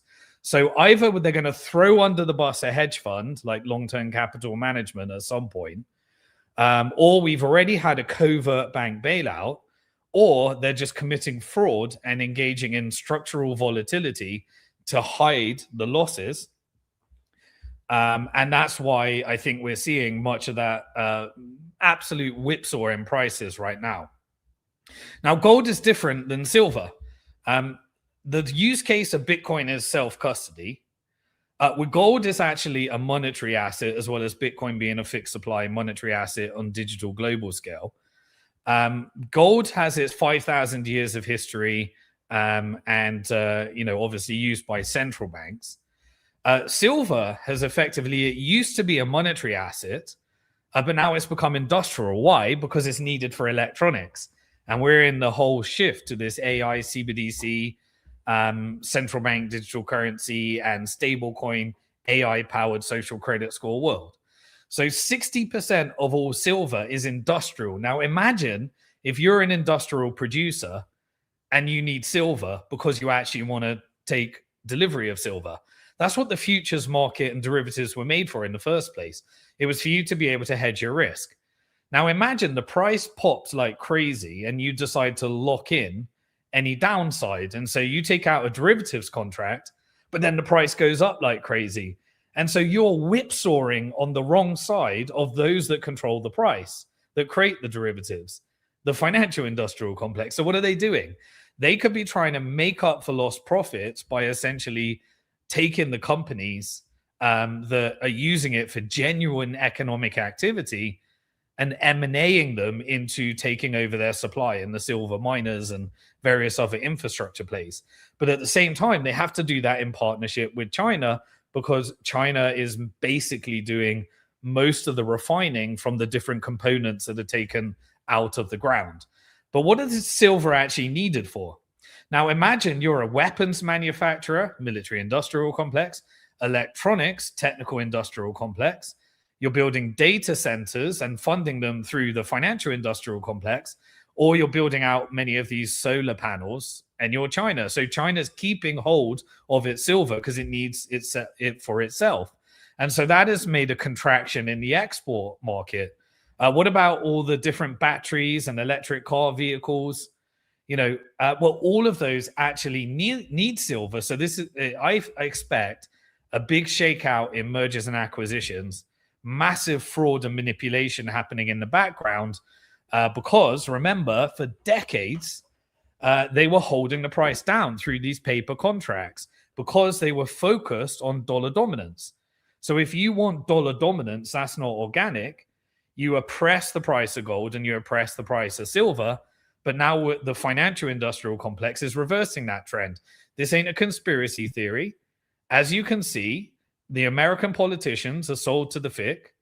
The Senate, the Congress, the judicial, all of the public markets, foreign controlled as well as domestic FIC, and these are global. So this is just follow the money and you can see exactly what's happening. You don't need any type of conspiracy theory. So what happened this week? So we had gold, silver squeezes, and then we had the breaking of the euro dollar, Japanese yen trade, and the petrodollar as well. So the DXY, which measures a basket of foreign currencies, Swiss franc, Japanese yen, mainly the euro, various other currencies as well, Japanese, it dropped down to $96. So it is now at its lowest value for a long time. So how is this working? Well, you got the two punch. Remember Scott Bessent, that was the currency raider that worked for George Soros as the chief investment officer. Scott Bessent is basically he basically is denying that he's weakening the dollar. So he's like the sensible public facing one, even though he started talking about Democrats that apparently politicians needed knee pads because they were doing all sorts of sexual acts to Alex Soros, George Soros' son. Well, he was trying to connect that to the destabilization campaign and using those types of language. Well, he used to work for George Soros. So it's very ironic that these different things are coming out. But all in all, he's meant to be the sensible one because he's trying to fool people into thinking that this is not just chaos, but this is all weakening the dollar while he denies it. And then interestingly, Trump actually started saying, as he was asked by the public, Jerome Powell started ignoring questions of dollar, saying it's nothing to do with me. We just do monetary policy. We just do inflation and employment numbers, and ensuring, stable pricing. And yet, Trump, when he was asked by by journalists in his last thing, he was saying the dollar is doing very well. So that created a massive correction because the dollar is weakening like crazy. It's crashing in DXY terms, in gold terms, in silver terms. And Trump thinks everything's doing okay. So that perpetuated further contraction as well, and more. It's all part of the dollar weakening strategy as far as I'm concerned. This is not Trump playing 5D chess. This is, as I said, from day one, Trump was selected in order to strategically weaken in the dollar, use the financial industrial complex to usher in this multipolar world. And so all he needs to do is be crazy and do things that ruin people's faith in trading with America, and creating more volatility. And so Trump basically crashes and creates volatility. Percent essentially is strategically weakening the dollar while saying that he's not. And eventually you get a point where we are right now where they start to admit it in order to accelerate it. And as you accelerate it, you get more and more pumps into gold. So even though you're getting these massive corrections, like, don't trade this stuff. You're not going to be on the right side. But if you're just adding each month, making sure you own a bit more each month, and you're doing, having a longer term strategy to survive this, I'm sure you'll be fine, and you can pick up some bargains sometimes and pay high prices sometimes. But overall, you should be fine. So what is the job anyway? As we said, let's just recap and make sure. So the big macro picture here, the strategy is obvious, and it's going to continue for the whole Trump administration. Roll over the debt so that the financial industrial complex gets additional capital, and they get all those yields coming in on the longer term bonds, while the shorter term bonds are used to manufacture more distress. The US government this week, or the last couple of weeks, wherever it was, they sold an additional $654 billion of treasuries. That was across 9 different auctions. So the demand is still there, but it's not foreign countries buying it. So who's buying it? It's Americans. They're using your pension and your contribution to ETFs, money market funds, and everything in order to make sure that you're getting these treasuries. So it's all being domesticated in terms of the debt. And so if foreigners are selling the debt, you're buying the debt, what are they doing with that excess money? Well, they're pumping stocks.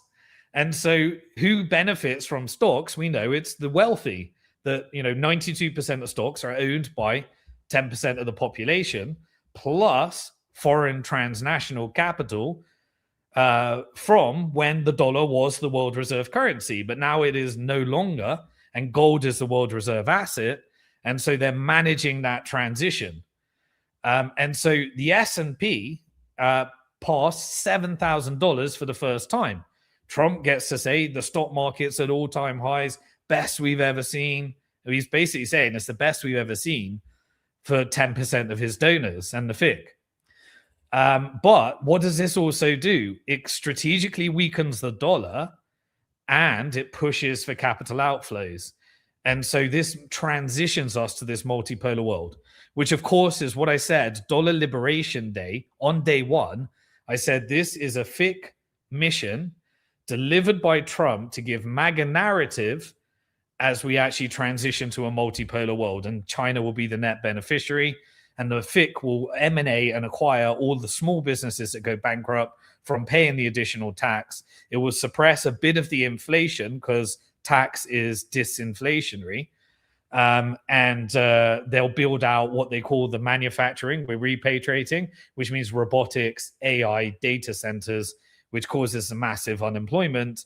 But you get the productivity increase. And the only way to oppress the reality is to make sure that the price of oil goes down. So we had these massive operations around the price of oil. But overall, this pushes us to the multipolar world, which was the mission of BlackRock and transnational capital due to this change in alignment because China is the rising power.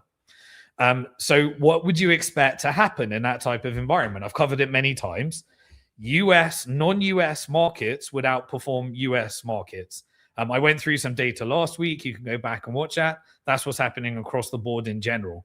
And non-US currencies will be stronger than US as a general trend. That's the two 15-year cycles of strengthening dollar and outperformance of US stocks relative to other stocks.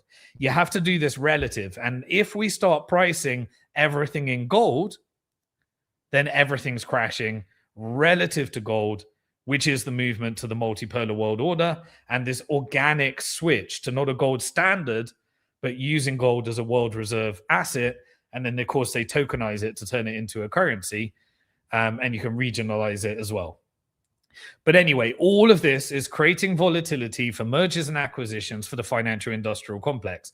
We got to see that M&A activity and trading was driving most of the bank profits in their last earnings.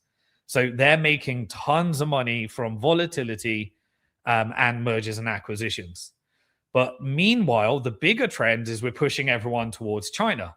And so what are you seeing all around the world? You're seeing massive trade deals between the West and China and other parts of the world in regional blocks are being announced, one after the other, one after the other.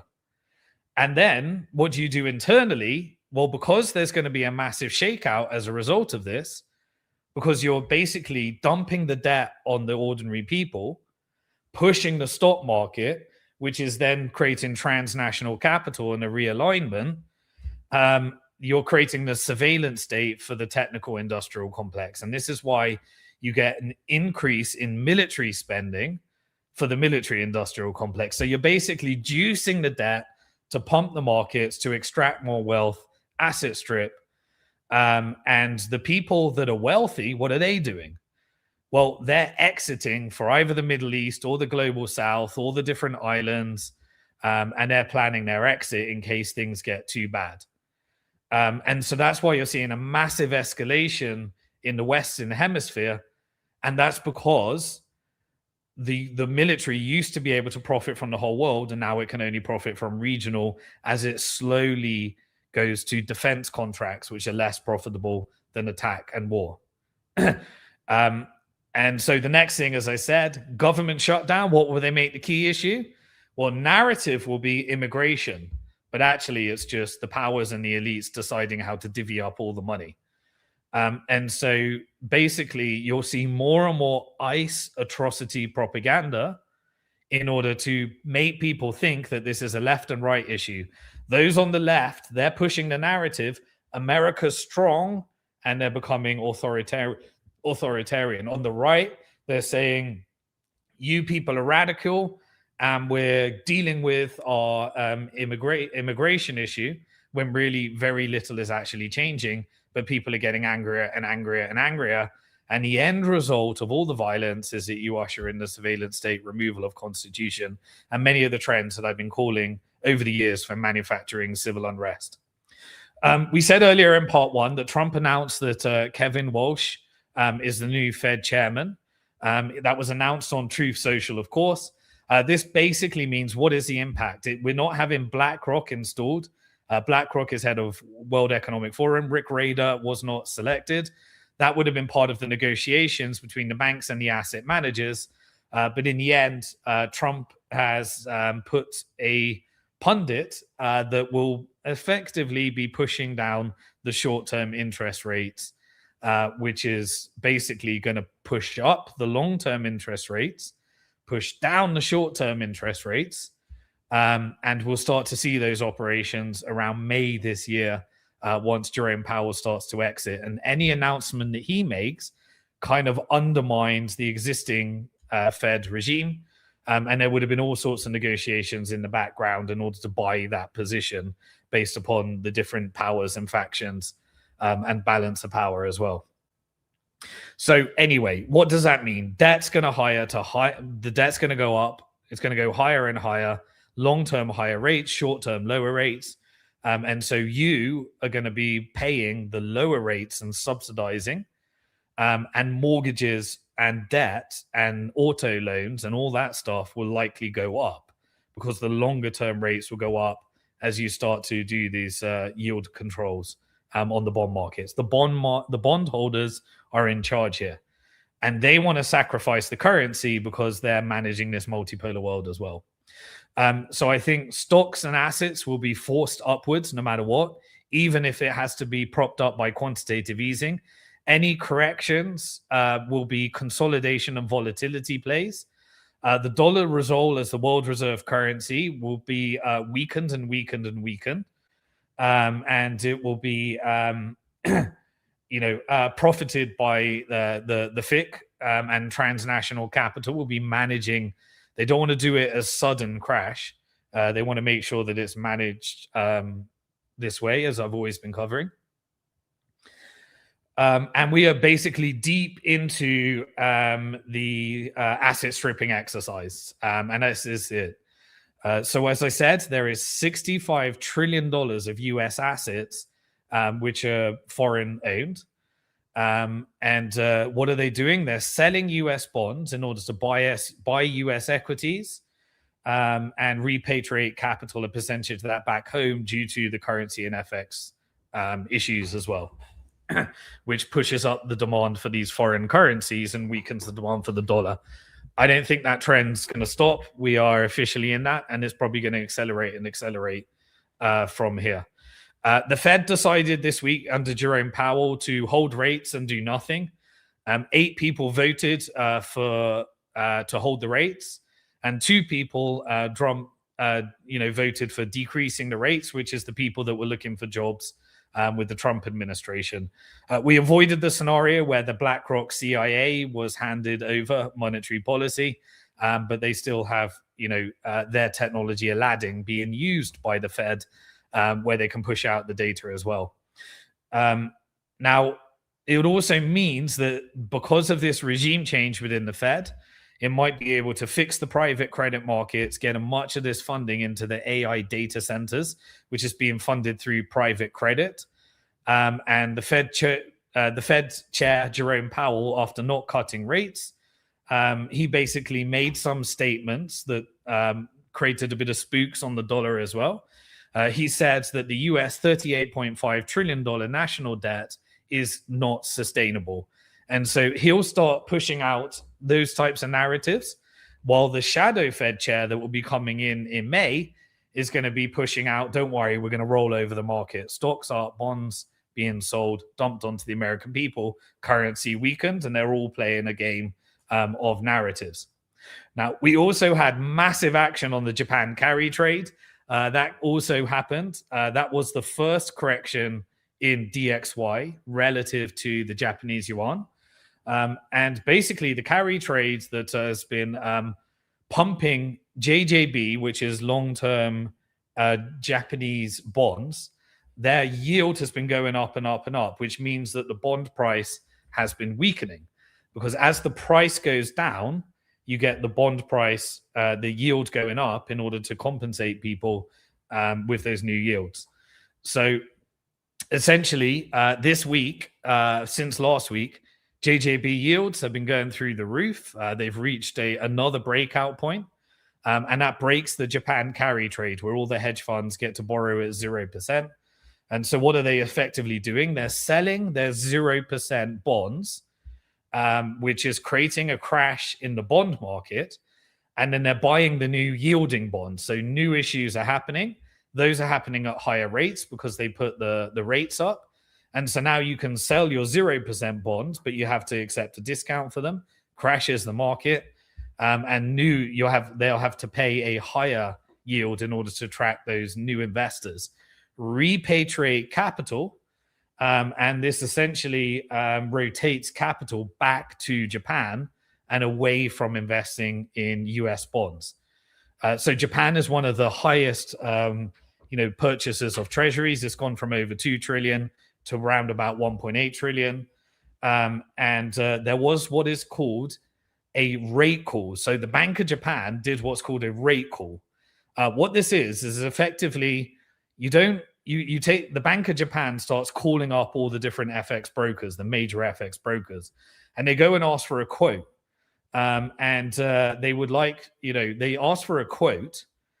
And then what happens is, just by giving that quote by the Bank of Japan, all the different traders, they start doing what the quote was. So without the Bank of Japan having to do anything, everyone repositions. They start selling their dollars and buying Japanese yen in line with the rate call, and then it becomes a self-fulfilling prophecy.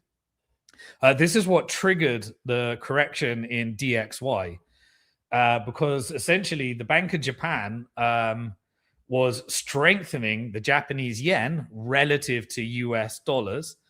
And this is a soft intervention. It's not direct market intervention. So what did the Federal Reserve do afterwards? Well, remember, the Federal Reserve is not in charge of currency policy. The Treasury is actually in charge of currency policy, but they use the New York Fed. They call the New York Fed and tell them that they would like to get a quote or a rate call. And so after the Bank of Japan did the rate call, the New York Fed did the rate call as well. And what were they doing? Selling dollars as well.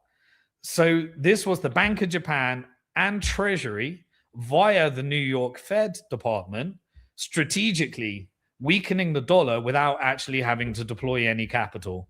So this was an on-purpose operation. And so the Japan currency was strengthening relative to the dollar, which is why the price of DXY was going down, because it's part of that basket of currencies. And then it has impact on the Swiss franc, the euro, and all the other operations that we're seeing right now. Now, what is the difference between Japan and America? Because people make the comparison all the time. They say, yeah, but Japan is screwed. They got 250% debt to GDP. That is true. They have a much, much higher debt to GDP rate than the US. The US has 125% going on to 145%. And that's, increasing, not decreasing. Japan has a higher rate, but what is the difference? They've got massive trade surplus. Essentially, they export a lot more than they import, which means that they get this inflow and trade surplus. And this means that they have to take those reserves and buy assets. So they have a trade surplus, but America has the opposite. The US debt is essentially foreign owned because of this. When you have a trade surplus, you end up buying US assets. And so this is that $65 trillion of foreign controlled assets, which means that foreign bondholders effectively have significant influence over monetary policy. So you have two choices. Japan has to basically choose between the bond market or its currency. You can't have both. And that's the Triffin's dilemma that we talked about in the AI video. And so you either satisfy bondholders or you satisfy your currency goal, because the bondholders can exert pressure. And this is one of the primary mechanisms for controlling government policy and monetary policy.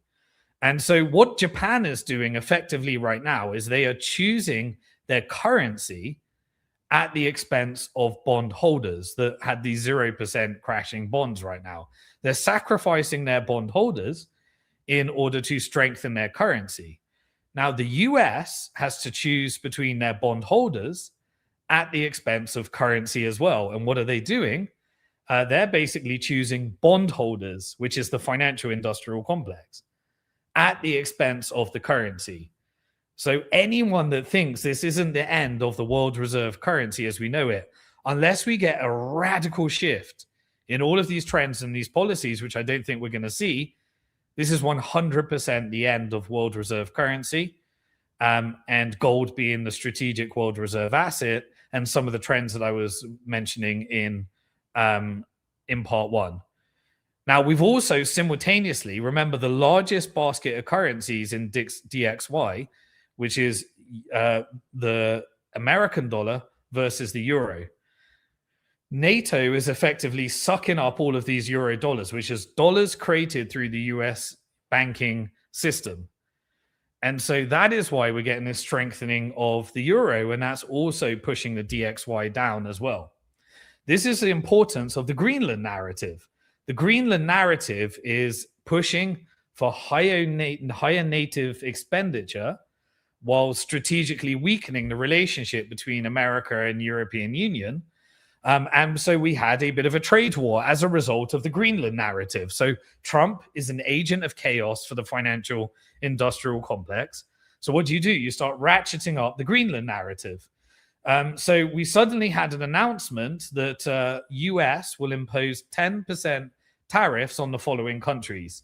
It said there's going to be a 10% immediate tariff on France, on Finland, on Norway, on Sweden, on Denmark, on Germany, on Netherlands, on UK, and then it will increase to 25% on June the 1st if a deal around Greenland has not been reached. This is when we started to get that resurgence of stress in the bond markets. The bondholders then spoke, and what happened? Immediately you got a reversal of policy. So you get this massive volatility, and then we escalate to the next crisis as well. And so it was cancelled after the mass volatility, and the bondholders, so the bondholders were chosen over the currency. And it sucked up a bunch of these euro dollars, and that weakens the dollar as well. The FIC can acquire more EU private assets. I covered that in part one, when we went through the wealth tax and the unrealized gains taxes. But they can have more and more acquisitions for the financial industrial complex to subordinate Europe and Europe further and further and further into ETF control, bondholder control, and FIC control. Now, what's interesting? What else do we have here? Well, who are the largest holder as a block of US Treasuries? So we said Japan is the largest single holder, and they've been selling down, and we've had the Japan carry trade to repatriate capital. What about the second largest, or actually the largest holder of bonds as a block of US Treasuries? It's actually the European holders, if you combine them as a block. So UK has got $860 billion of US Treasuries. Belgium has $460 billion. Luxembourg has $420 billion. France has $370 billion. Ireland has $340 billion. Switzerland has $300 billion. If you combine the whole European bloc, and I don't mean European Union, I mean European bloc, that's $3+ trillion, which is more than China and Japan combined. And so China's down to about $800 billion, and they continue to sell. And so by weaponizing Greenland, you get to essentially have this strategic weakening of the euro dollar, and weakening of the dollar and the currency, and come after Europe in order to subordinate further. Now, they're all in distress as well. Most of those countries are in distress. And so you get to push that into the asset stripping operation as well. And this is why international stocks are, all seeing these big inflows at the moment. So if you look at stock markets, total developed market is the category they call. They've attracted $50 billion of net inflows year to date. Now, this is compared to, if you look at international stocks, they captured 79% of that total. So that's $39 billion was net inflows into international markets. Investors that invested in the US markets only got $5 billion. Sorry, $5 billion. Let me get this right. Investors also basically invested $5 billion into European equities. And so you had international markets was the largest recipients, $5 billion into European markets, $2 billion into Japanese equities. And by comparison, how much did the US receive in net inflows so far this year? 771 million, less than $1 billion of net inflows. And so this is why we're seeing that trend as well. We're also combining that with the geopolitical section, that I've always said the Ukraine war was started by the financial industrial complex through covert operations, regime changes in 2014 to install a leadership that would agitate Russia. And then you install Zelensky, who works for the military industrial complex. And then you get agitated war with Russia. It weakens Europe as a bloc. You get to acquire all the assets, ruin energy flows, get it addicted to US LNG, US flows, and then start using Russia to carve up Ukraine for the benefit of BlackRock, and then use the UK and European Union to print money in order to pump the US stock market. That was the net impact. That's why it's still going on and there's no peace. And you're getting this tick for tat, back and forth. You're saying Zelensky doesn't want it, Putin doesn't want it, and then you get further and further escalation, pretense that there's going to be peace. This thing goes on because it's part of the European destabilization campaign. And so we had additional announcement that Russia started destroying Ukraine energy infrastructure. This creates a full dependency upon Russia and BRICS in the end. Then you need more money from European Union, NATO, make sure it goes back into BlackRock portfolio companies. You collateralize more of the land, and effectively BlackRock, the financial industrial complex, and Russia get to carve up the whole thing. And then they get to utilize that energy to power all of these AI and data centers and all this stuff in the end.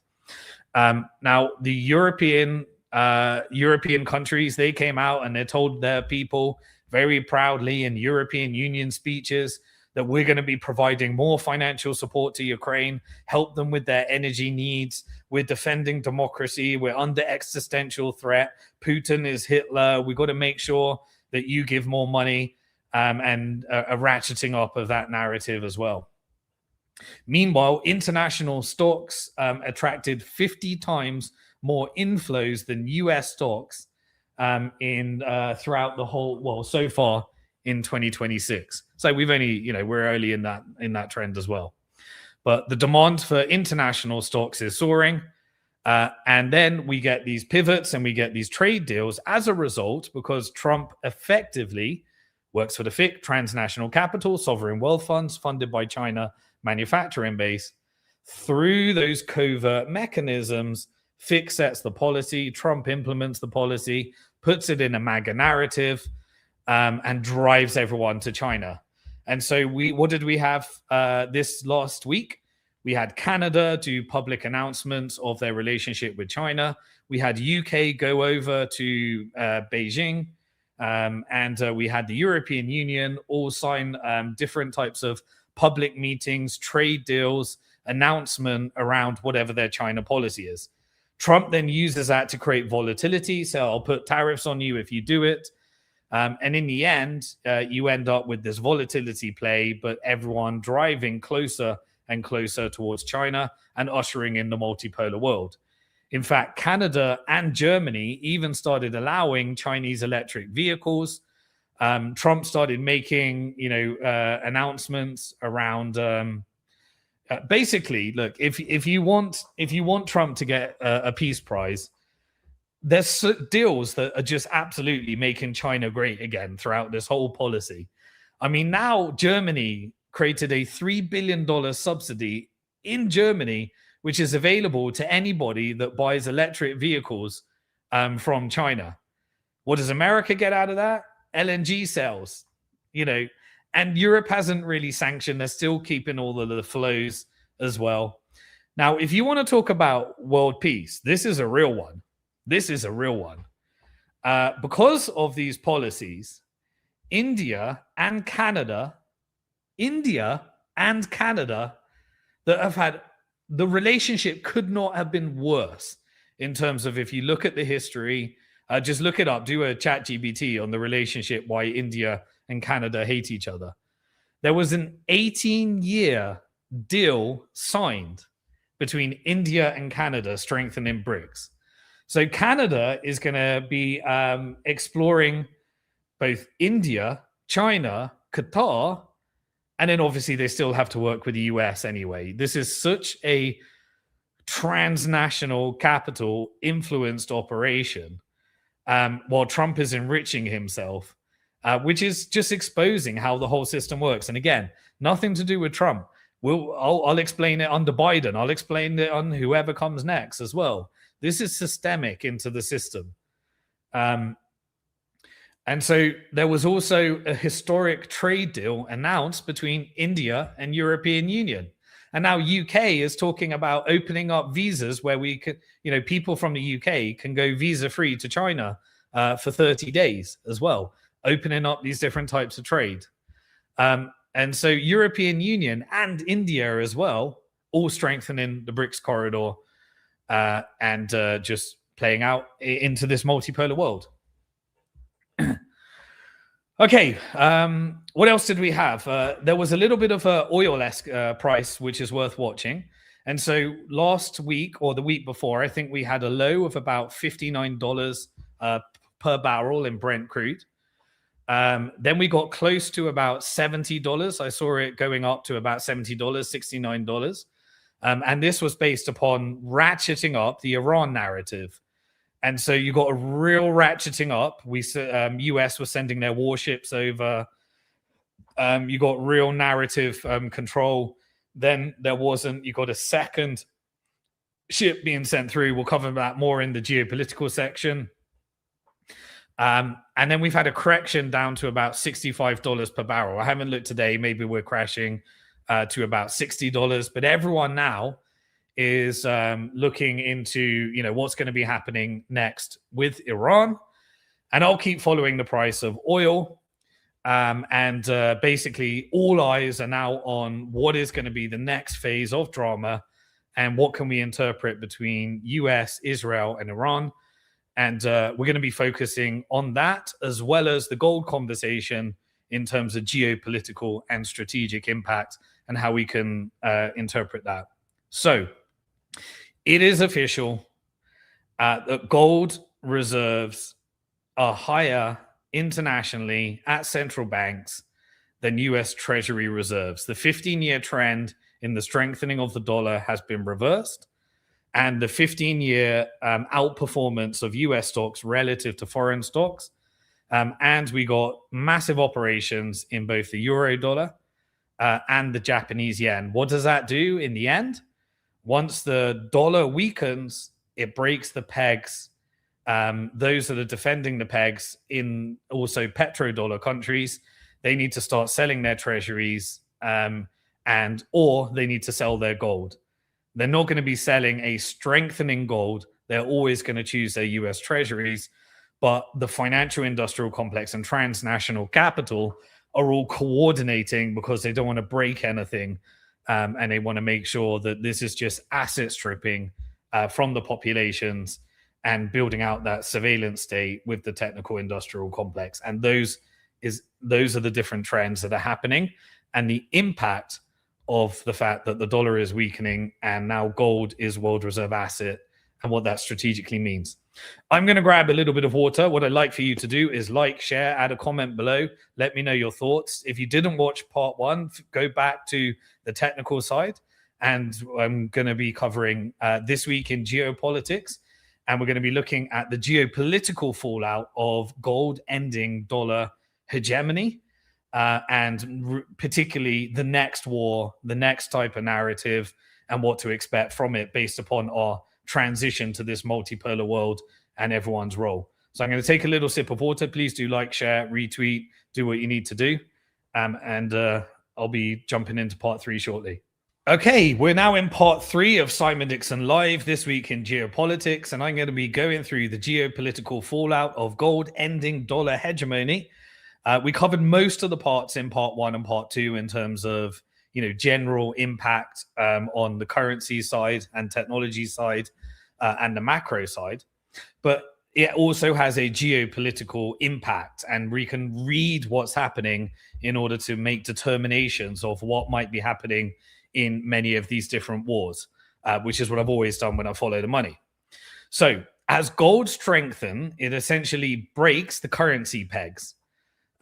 What that means is that if you're pegging your currency to dollars, then you need to defend the peg. And the only way to defend the peg is to sell assets to buy up those dollars. And so you either sell your US Treasuries or you sell your gold, and most people will be choosing US Treasuries. At some point, you need the right strategic point, which all the central bankers that are members of the Bank for International Settlement and the largest shareholder being the Federal Reserve will be coordinating on their monetary policy in those node networks. And of course, partnering with the financial industrial complex, the sovereign wealth funds, and transnational capital, and the largest one being China as well. And so if you break those currency pegs, you effectively break a part of the petrodollar, because now if you're pricing your oil in dollars, where are you going to hold those dollars? You have to hold them in treasuries. But now the value of those treasuries is going down at a faster rate than the yield. And so therefore it creates a doom loop where there's no point holding it in those treasuries. And so instead you hold them in gold, and then that breaks the petrodollar. You start denominating it, and then you start looking at your actual trading partners. And so now America is an energy exporter. If you're Saudi, you start looking at who you're selling your oil to, and you see top on the list is China. And so you start creating some petro yuan. You want to manage your relationship with America. So you start buying US equities, which means you own more American innovation. You get more control over the American economy, and you create this transnational power structure. That transnational power structure controls the US military industrial complex, which also has the deep state for covert operations. You can ask them to stop doing covert operations in your country because you want to do more deals, and you can ask them to invest in regional stability, and you can rent the US military industrial complex as a mercenary militia army to go get you some resources, and you can change, and transnational capital controls the equation as more and more countries become subordinate to this structure, unless you've got sovereign wealth when you can defend and negotiate and remain to a certain degree sovereign. So it means that essentially the US can only power a regional currency more and more into the future, which means that it can only power a regional bloc. And so it wants to dollarize locally, as we covered earlier, in regionally by destroying people's currencies in Latin America, and then using subordination of assets in Europe, and then look at this whole block with Panama, Canada, Greenland, and the various different ports in its local area. In part one, we covered what that means for gold as a currency, so I won't repeat it here because this is going to be focused on geopolitics. Please go back to part one if you want to do that. And then in part two, we covered the macro impacts, the Fed impacts, and the different trends on stock markets and all the different markets in part two. If you didn't watch that, go back and watch that. But the next US show is that it needs to show strength while it shrinks into weak. And so that's exactly what we're expecting. So how do you do that? Well, you use your military might. You pump up the stock market through this increased spending on military. You do more and more financialization, and you negotiate. The finance powers negotiate with the military powers. The military are more aligned with, strengthening the dollar or making America great again. But the financial transnational capital, and they have a global vision as well. So I covered last week how this works, how you have to present to the military, and how wars need to continue. So you need to manufacture another war in order to exit from one region. And then it moves over to the build back better type of phase as well. Watch my episode on geopolitics last week in order to get a real in-depth insight into that. But effectively, this is a managed handover of power regions that the global hegemon used to do its covert wars in. And now it's handing over to the powers that have aligned through this transnational capital of sovereign wealth funds and Western-dominated financial industrial complex. All of those negotiations are happening, and they've already happened. And the fact that we're not in World War III shows that all these different regional blocs and powers have decided that there was a better alternative. So my long-term thesis that I've always been covering every week for a long time is that Europe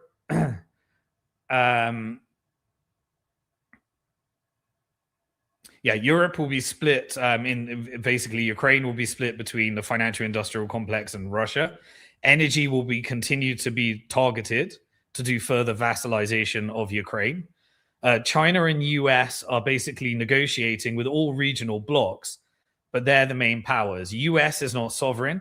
China's sovereign because it's got its sovereign wealth fund, and US is represented by financial industrial complex and the other factions of power. And so the government works for private power. And basically the next operation is, what does China and American corporate powers decided to do with Iran? And that's what I think we're getting next. And so that's built up. And I'll just give a quick recap of everything. I covered in depth last week and the last couple of weeks, covert operations, more of the evidence, the declassified CIA documents from previous operations. But for now, I'm not going to go through any of that. But my longer term thesis of what is happening here is that Iran is going to effectively be economically vassalized into China. Now, it will maintain independence, but complete economic dependence.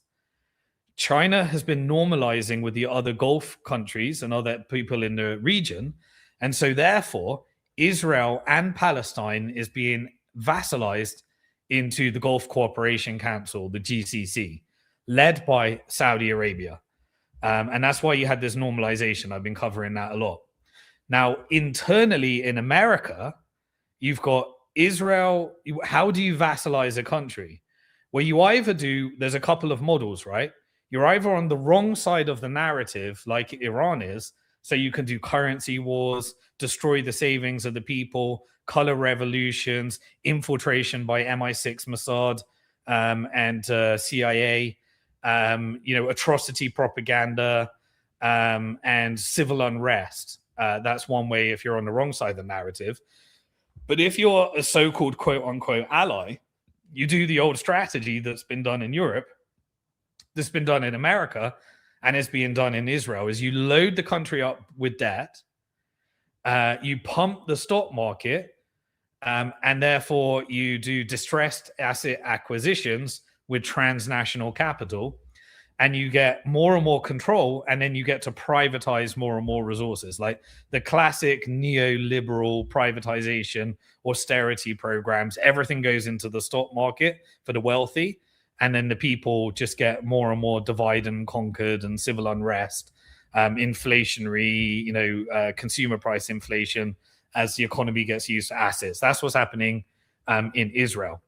Now, on the American side, they had to go through a de-radicalization of Zionist ideology because it was an operation. Israel was an operation to make profits for the military.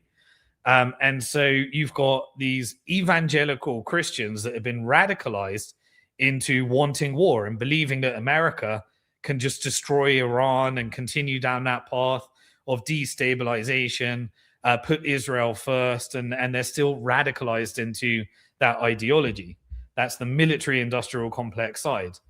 And so you've got this power faction where Israel is being exposed in terms of Zionism, and then military aligned members are still trying to create censorship campaigns, hold on to, using their power to change laws, do anti-Semitism types of things, because anti-Semitism benefits Israel because it creates the population growth.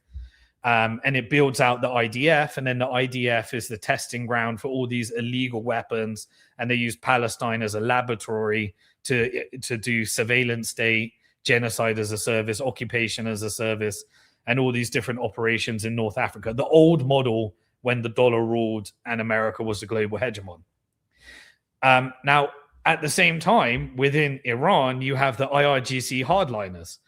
These are the people that are still in the narrative of their taking on the establishment. And so there was always, strategic tension through Operation Gladio between Iran, Israel, and America, and America would use covert operations to make the region always be in war. But with Israel and Iran, it never got to the point of escalation. And so whenever there was an escalation, you got like the 12-day war, where what was the end result? America got a strategic victory saying it took out the nuclear program.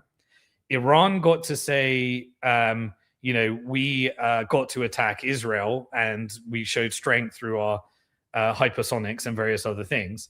But meanwhile, Israel was purging the IRGC hardliners through the infiltration of these Mossad operations, which I believe is that there is an internal power conflict within Iran. And that's why we saw many of these massacres, just like we saw with the resistance factions in Lebanon and various other forces in Yemen and in Gaza as well. So the IRGC hardliners are being purged as the country is economically vassalized into China. So China has diplomacy and leverage over Iran, and anyone that doesn't go with China's vision essentially gets purged in these increasing operations. Whereas in the meantime, there are factions of power that are all in coordination.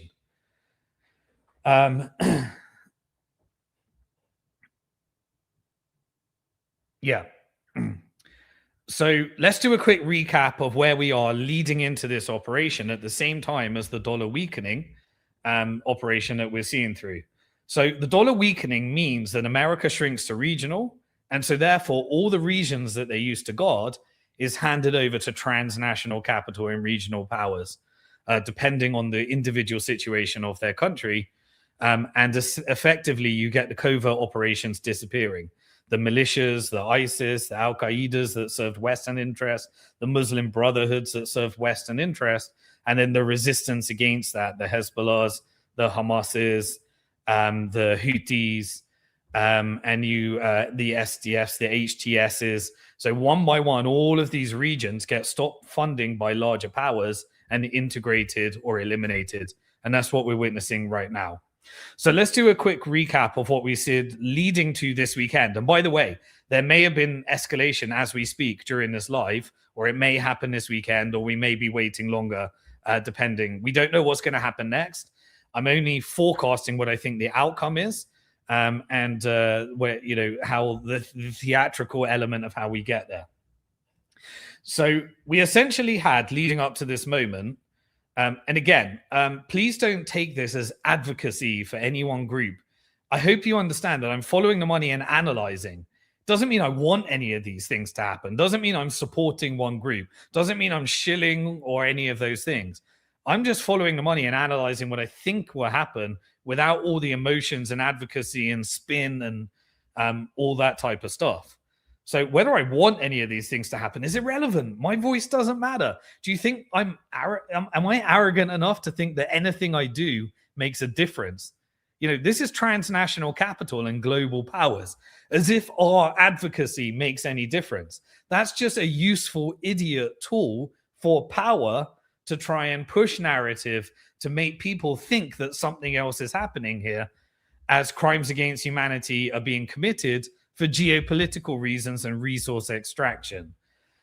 So anyway, what was the operation leading up to this moment? So you had ongoing economic sanctions in Iran. What's the point of that? Sanctions are designed to destroy the economy so that the people uprise and want to take over their leader. So you put all the people through severe economic distress. You make it where they have to choose between eating and heating. You have depletion of infrastructure and resources. You have civil unrest, and then you manufacture media. You basically have the Western organizations and NGO networks and think tanks that set policies through the National Endowment of Democracy, USAID, and they fund all these different non-governmental organizations and think tanks in order to create opposition narrative so that people get more and more upset and you control what people think around what is actually happening. So you create a self-fulfilling prophecy because you create an environment where everyone hates their government. Through sanctions, it draws things into corruption. Through corruption, you then have to work with mafia networks, and then you end up working with deep state, and it becomes a self-fulfilling prophecy.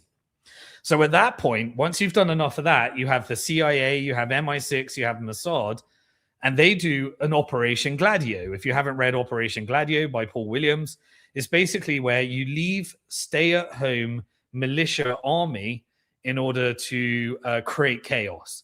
And then they're funded via these national endowment of democracies under the guise of aid.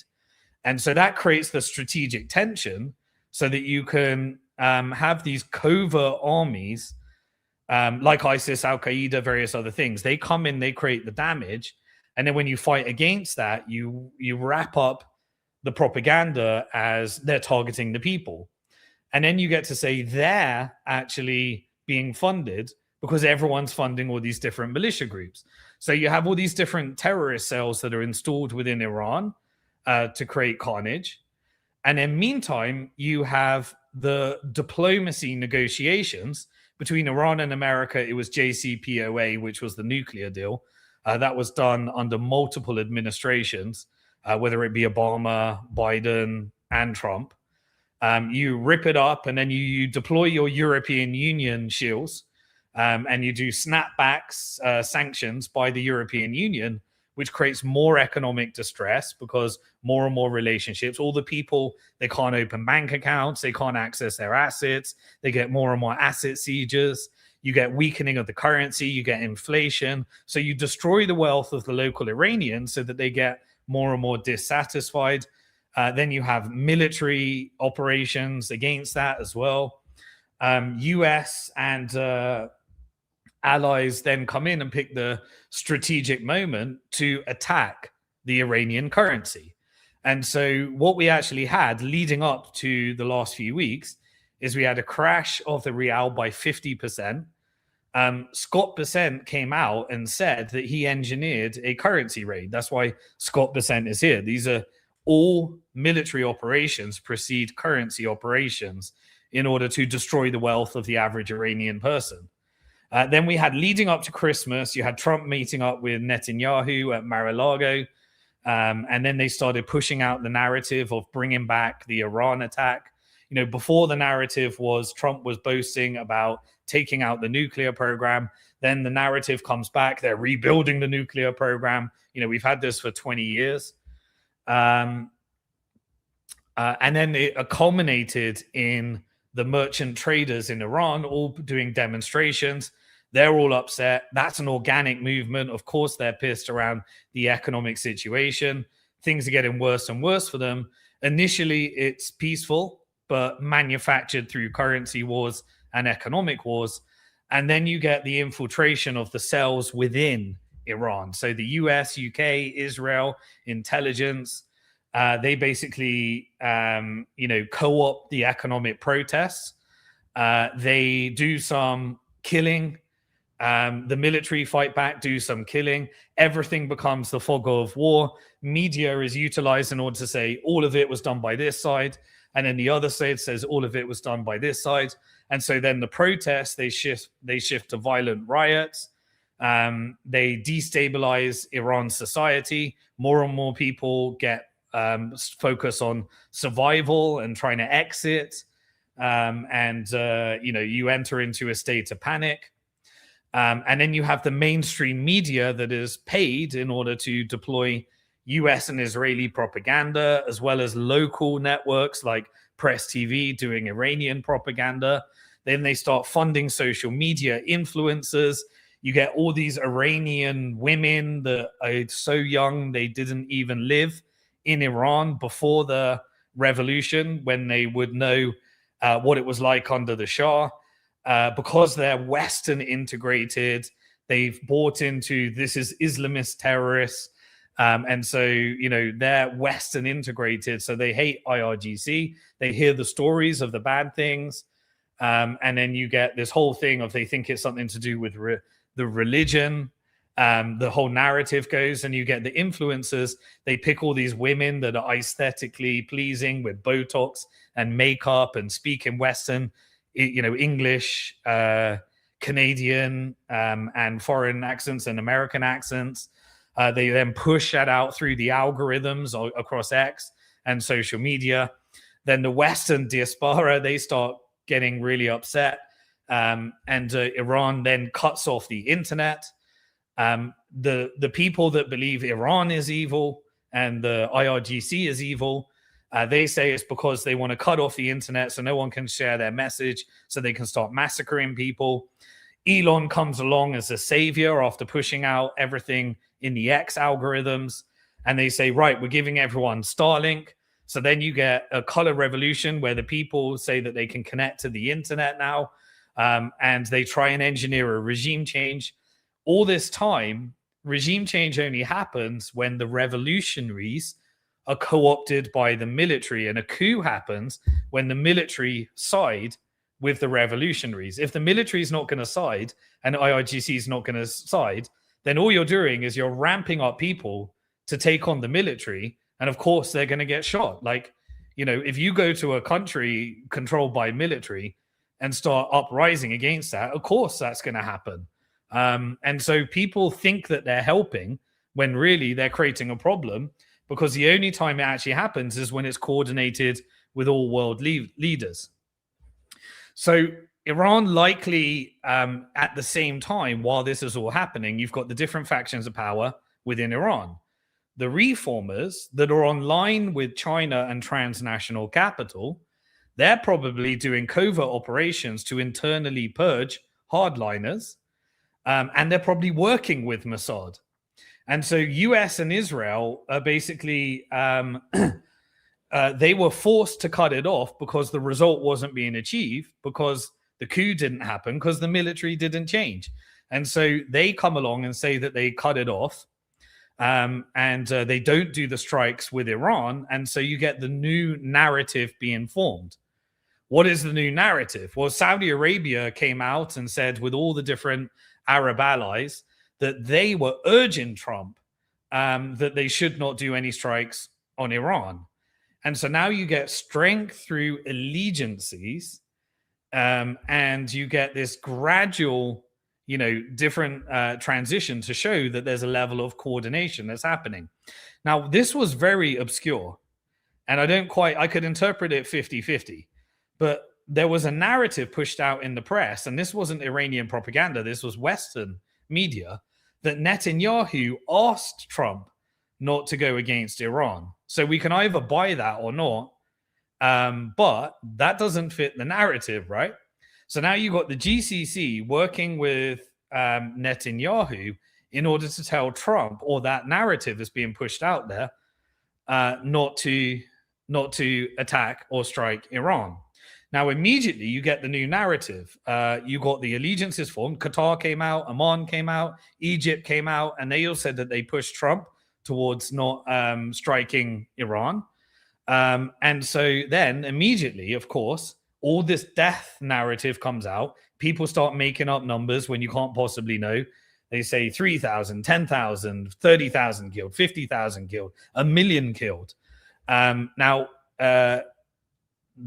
what's his name? Lindsey Graham, that works for the military industrial complex and pretends to be a politician, he said that Mossad were on the ground. Scott Bessent admitted to doing the currency operation.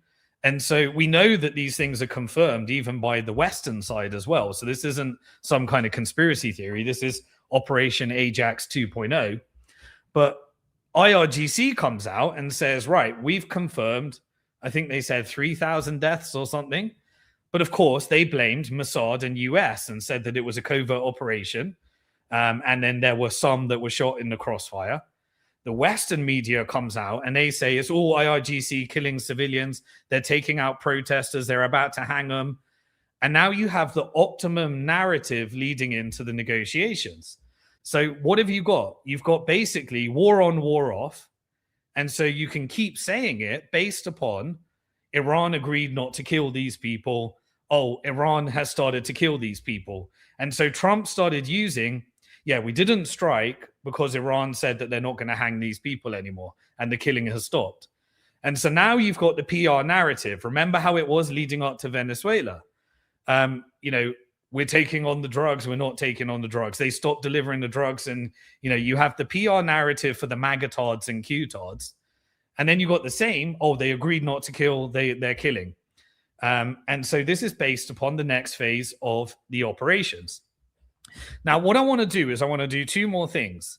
I want to play an overview of, I think, a brilliant analysis that's in line, slight differences, but in line with, my schools of thought in terms of where this goes next and what's actually happening here.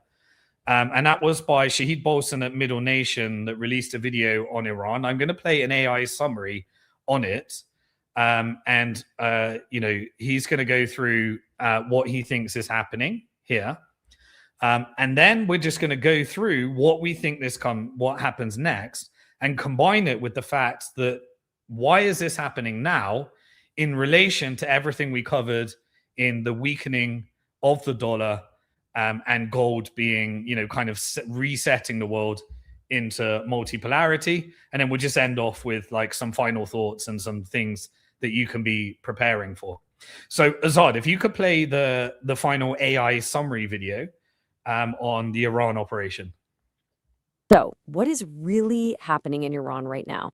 We're about to dive into a pretty provocative theory from analyst Shahid Bolsen, based on his analysis from January 26th, 2026. And his argument is that what we're seeing is way more complex than what you're getting in the headlines. In this explainer, we're going to break down his core idea, that we are not watching a simple protest, but a full-on inside job he calls a controlled demolition. Okay, so before we get to Bolsen's theory, let's quickly cover the two stories you've probably already heard 1,000 times, because according to this analysis, they're both missing the real story. On one side, you've got the standard Western narrative, right? This is a classic color revolution, backed by the US and Israel to topple the regime. Then, on the other side, you have the anti-imperialist story. This is a legitimate government heroically fighting back against foreign interference. Both of these narratives are simple, they're familiar, and, according to Bolsen's, they're fundamentally wrong. And this is where it gets really interesting. Bolsen asks us to think about a third option, one that kind of flips the other two on their heads. What if the chaos we're all watching isn't being driven by outside enemies at all, but by powerful people inside the Iranian regime itself? Now, let's be clear, this theory doesn't just ignore what's happening on the ground. Bolsen makes it very clear that these protests started because of very real, very legitimate problems. I mean, look at these numbers from December 2025. Food prices shot up 72%, inflation at 42%. The economic situation was an absolute disaster. People had every reason to be angry. But, he argues, this genuine anger became the perfect fuel for a much bigger internal political game. So, that brings us to the core of this whole analysis, what he calls the controlled demolition thesis. This is the central idea, the metaphor that explains what's really going on behind the scenes. Think about what a controlled demolition is. It's not a foreign attack. It's not a random explosion. It is the precise, calculated takedown of one part of a building to save the entire structure.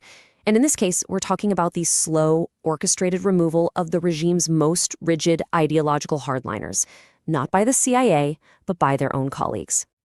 You see, the most important thing to get here is that the Iranian regime is not a monolith. It's split. On one side, you have the pragmatists. They can see the writing on the wall. They know that to survive economically, Iran has to integrate with the new regional powers. We're talking BRICS and their neighbors in the GCC. But on the other side, you've got the hardliners, especially inside the IRGC. These are the true believers who would rather see the country burn than give up their 50-year-old mission of resistance. So you can see the massive problem this creates for the pragmatists. They can't just fire the hardliners. The IRGC has its hands in everything. The security forces, the economy. Trying to purge them directly would almost certainly trigger a brutal civil war. And let's face it, a failed state of 90 million people helps nobody in the region. So what do you do when you can't fix a problem from the inside? Well, you outsource it. And this is where the theory takes a really controversial turn. Because if the pragmatists are outsourcing this problem, who exactly are they outsourcing it to? The answer might just shock you. Bolsen points to what he says is a decades-long, symbiotic, and very secret relationship between Iran and its biggest public enemy, Israel. And before you say that's crazy, he points to documented history, like Iran literally buying weapons from Israel back in the 80s. The rule of thumb here seems to be the louder the public screaming, the deeper the quiet cooperation might be. So this slide lays out the playbook. It's a 4-step strategy. Step 1, you let the economic conditions get so bad that protests are inevitable. Step 2, you let the hardliners do what they always do, respond with predictable, horrific brutality. Step 3, That brutality gets filmed, it goes viral, and it completely discredits them, both at home and abroad. And that leads to the final step. It gives the pragmatists the perfect excuse to step in, push their rivals aside, and frame the whole thing as if they're just listening to the people. Now, it is absolutely crucial to understand that this internal power play isn't happening in a vacuum. It's taking place right in the middle of a massive global power shift, where all the old rules are just getting thrown out the window. And you can literally hear this shift in the streets. This chant right here, "Neither Gaza nor Lebanon, my life for Iran," is absolutely devastating for the old guard. It's a direct, public rejection of the regime's entire foreign policy, the very thing they've used to justify their power for 50 years. The people are basically screaming, "Forget the foreign adventures, focus on us." So, why now? Why is all this happening now? Because the world has fundamentally changed. The old world order that allowed Iran to play this role of the regional disruptor, it's collapsing. The new game is being run by powers like China, Russia, Saudi Arabia, the UAE, and what do they want? Stability, economic integration, trade. Iran's old business model of funding proxy wars is just plain bad for business in this new world. And if you need proof of this new reality, just think back to when Trump was threatening to attack Iran. Who stopped him? It wasn't activists in DC. It was his own so-called allies in the region, Israel and the Gulf states. They were the ones who told him to stand down. That moment showed everyone that America isn't the sole global power anymore. The regional players are managing their own backyard now. Okay, so this is a really fascinating theory, right? But how will we actually know if it's true? Well, the great thing about this analysis is that it gives us specific, testable predictions. Bolsen lays out some very clear signals that we should all be watching for. And he puts a clock on it. He says the next 2 years are absolutely critical. We're in the crisis phase right now, in 2026, but by 2027 or 2028, we need to see a clear pivot. If these signs don't start appearing, then the theory is probably wrong, and we should expect something much, much messier for Iran.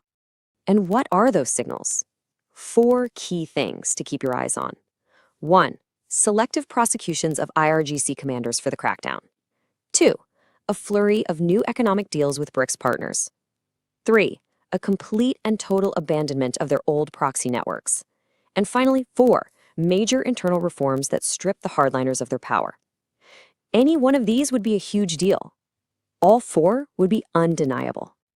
If this all succeeds, if the controlled demolition works, Bolsen paints a pretty incredible picture for Iran's future. He predicts that in 20 years, Iran will look less like a theocracy and more like mid-20th century France, a global hub for art, culture, and business, a truly prosperous nation. So that leaves us with one final, massive question. Are we watching a sophisticated, maybe even brutal, but ultimately necessary political maneuver for a country to survive in a new world? Or is this just an incredibly elaborate conspiracy theory? Well, according to this analysis, we don't have to guess.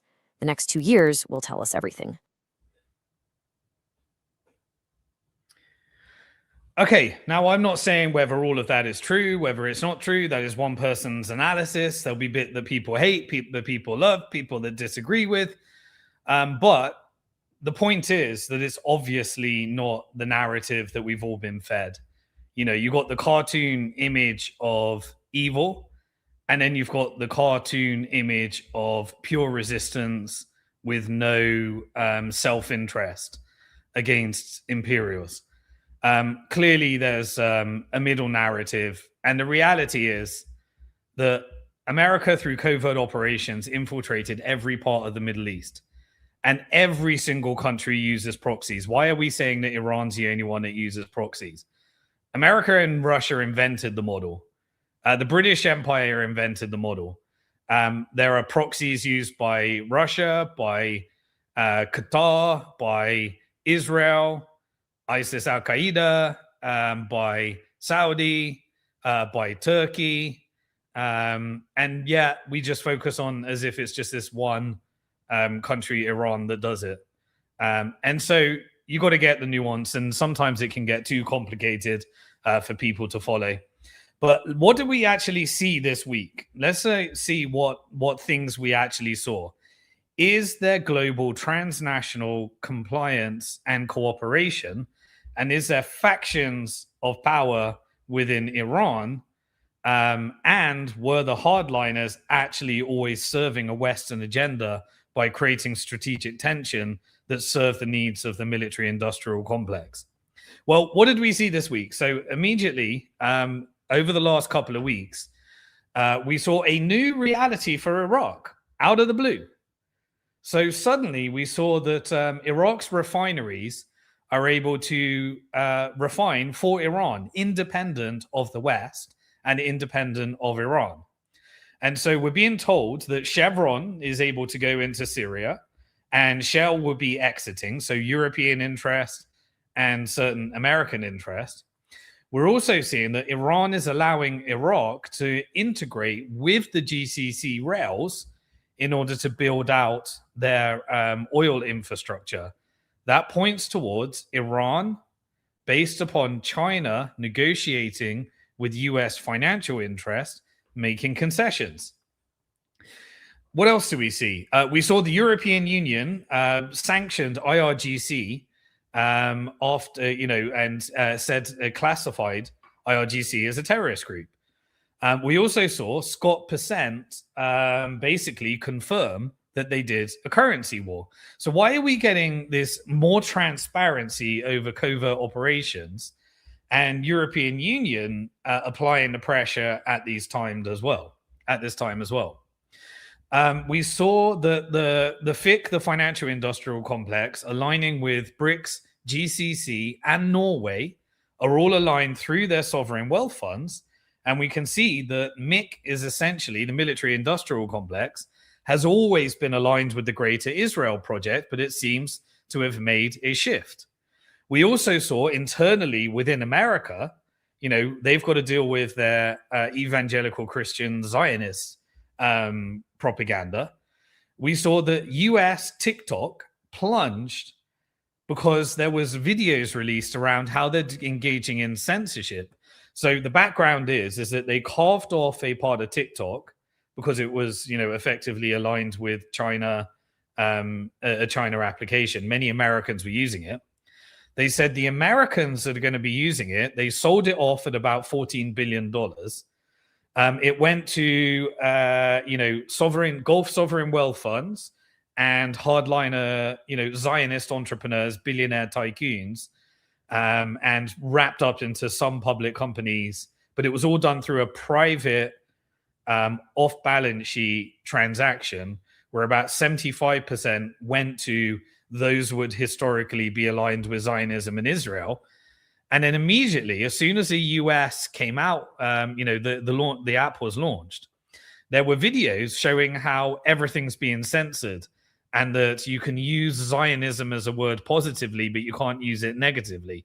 Immediately, that created a purge of US users that fled towards an Australian app. What's the app called?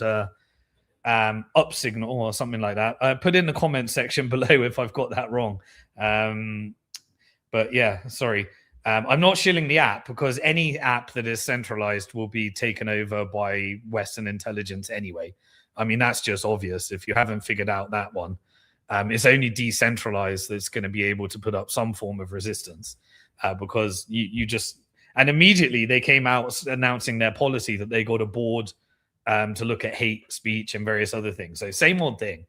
But there was a purge from US using TikTok. Now, one could say that that was stopping US using an app that was China controlled. And it was also selling it to Zionist-aligned, Israel-aligned billionaires and then destroying the value. Take your pick. This is just speculation from following the money. But the reality is that Americans aren't going to be using TikTok, and the value was really significantly harmed after Netanyahu saying that he controls TikTok and various other things. So it plays into the civil unrest campaign, right?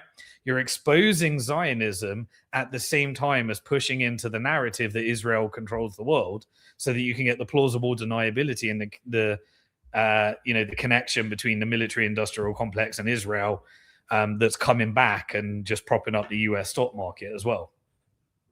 The Iran reform side of that, because we saw many purge, I think they're aligned with China. And China is aligned with Gulf sovereign wealth and financial industrial complex. So by vassalizing Iran to economic dependence upon China, China sets the rules. And China said normalize with Gulf countries. Gulf countries are acquiring with FIC, and that's creating the transnational capital flow. UAE is being used basically to acquire Israeli assets. So Israel, and through Abraham Accords, UAE, they look like bad cop. Everyone calls them traitors. Everyone calls them bootlickers. Everyone calls them, controlled by Zionists and Israel. Meanwhile, they're able to do economic trade. And as more and more of the assets go through the distress asset stripping exercise in Israel, UAE is able to acquire more and more of them. Saudi maintains its good cop, I won't normalize until Palestine is free. And then we started to see more and more of Israeli assets acquired in the AI side. So Israel has very strong technology because it's essentially a division of the military industrial complex where it gets to test all these illegal technologies. But Apple came along and they announced that they're acquiring 2 major Israeli AI startups. So American corporations are buying more and more of those startups, and American stocks are being sold more and more to sovereign wealth funds. And so you can follow the money and you can start to see these economic operations to vassalize Israel into the GCC via these different mechanisms and vassalize Iran into China. And then the major powers, US corporate power and China, are negotiating leading up to their meeting in April. What else did we see? We saw Egypt created a $25 billion, I think it was gas or oil deal. I can't quite remember, with Egypt. I need to look into the details again. What does that do? That creates an economic dependency. If they pull that revenue, that significantly hinders the Israeli economy into this. Now, what else do we see? Affinity Capital, which is the Gulf Sovereign Wealth Fund, ran by Jared Kushner for the Trump family legacy. They're effectively where all of these deals that are going to be managed by the Board of Peace, as we covered last week in the World Economic Forum Davos meeting, they're acquiring more and more of Palestinian illegal settlements based upon using Israeli terrorists and settlements that are funded by the US, by the Israeli government. That pushes more and more debt. This is like a militia. And then it goes through Affinity Capital, Affinity Partners. All of that money was funded by Gulf sovereign wealth funds. They get to bribe Trump. Trump ushers in the Board of Peace through corruption and aligns with his faction of power, the financial industrial complex, BlackRock, and various other forces. Trump gets to profit by ushering in this change. Basically, the GCC ends up controlling more and more of Israel and Palestine, integrates it into this thing. Again, this is not me advocating, saying what I want to happen. I think the whole thing's sick. But you can see that this is a decolonization strategy based upon the fact that we're now in a multipolar world, and now a rising power, China, and gold is being used to weaken the dollar. It's changing global macro allegiances in this multipolar world. And what is the perfect way to usher in the change? Well, it's the Board of Peace. And I covered that last week on the World Economic Forum. Go back to that if you want to go deep into that. So what is this war that we're witnessing right now? I think if you put all this together, and we'll keep reviewing as it happens, it is a purge, an internal purge by IRGC into taking out hardliners.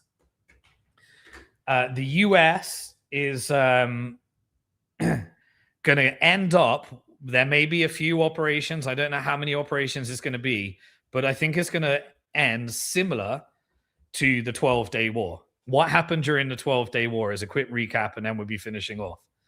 The US got to say that it eliminated the Iran nuclear program. Maybe that's what escalates the next stage. You get strikes directly from America. The warships are over there. Maybe they've already started as we're speaking. Maybe they happen this weekend. Maybe it takes a little bit longer. Last time, Israel started the strikes. I'd suspect this time, US will start the strikes direct. He's built his narrative to the West. They're killing people. They've created all their, we're saving the Iranian people so they can go on and off. What is going to happen at the end of that? Well, Iran is going to utilize and use up all of its weapons, and it's going to target probably locations within Israel, just like the 12-day war. Last time it took out Mossad assets, it took out various other, ports and various other assets. But the debt to GDP went up, the insurance premiums went up, the ports were significantly hindered, and it burdened Israel with more and more debt. And so you're using the distressed debt strategy that will lead to more and more types of acquisitions as well. You lose your productive population, and basically only the military Mossad technology that Apple's buying in the deep state side goes through. You get to acquire more and more of the AI stuff, and that will be done in partnership with the Gulf as usual. In US, you basically continue to make Zionism a toxic asset. You then push Israel, showing the Israel power factions, so that people get the civil unrest campaign. You kill two birds with one stone. You push out the surveillance state by weaponizing the different narratives. The GCC essentially said already that they're not going to allow any of their land to be used to target Iran. And so it looks like there's more resistance there. We'll see what actually comes from there. Two warships are already in the Middle East right now. You'd probably need a third one if this was going to be an actual, like, genuine Iraqi war that leads to ground invasion, all those stuff and stuff. This is not a forever war setup. This is a managed transition with optics in order to achieve that. The IRGC are saying that they'll fight back hard. That creates what's needed in order for the internal operations and the internal purge to continue. Death atrocity propaganda creates the perfect soft landing. So you can say that they stopped, or you can say we took out this person to stop them. That's the moral narrative that's needed in the West. Meanwhile, the IRGC hardliners get taken out. China engages in the economic diplomacy, and the factions of power in America are negotiating with the regional powers. America looks strong as they weaken, really, to a regional power. And this is how you change a multi-decade operation, I think.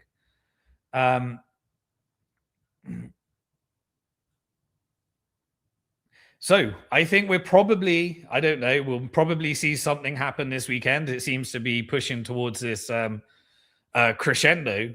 But all I'll say, I don't know all the details. Follow me on X and I'll give live commentary as everything happened. I'll reinterpret it.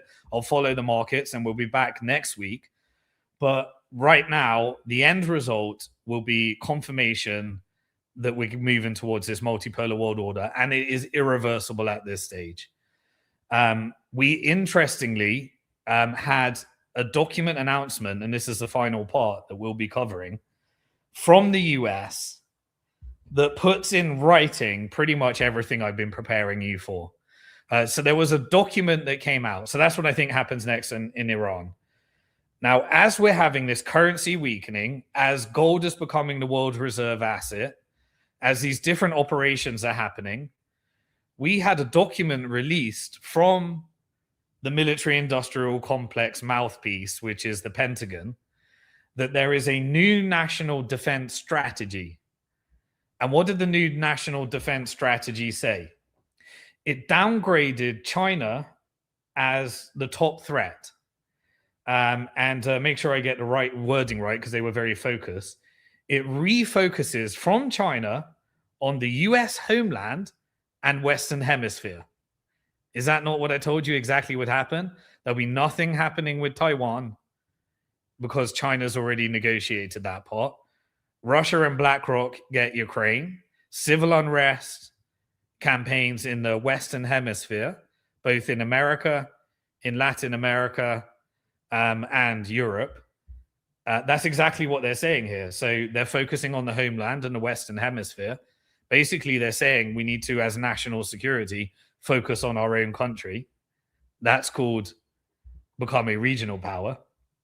It also blames earlier governments for neglecting US strategic interests in places like Panama and Greenland. So it created the Biden narrative. We had an announcement that the Panama judicial favored BlackRock over China and the Hong Kong shell companies that were controlling the ports in Panama. So that was obviously part of the negotiation. Remember, Panama had been infiltrated by IMF and covert operations by CIA previously. And then we got a ratcheting up of Greenland. So this is drawing the border in the Western Hemisphere, Panama and Greenland, and they're creating the narrative for what comes next. They blame Biden for what they're about to do to Europe to get to the next phase. It also said that in the document, Europe is deprioritized in relative terms, whatever that means. The wording that they specifically said, it said, although Europe remains important, it has a smaller and decreasing share of global economic power.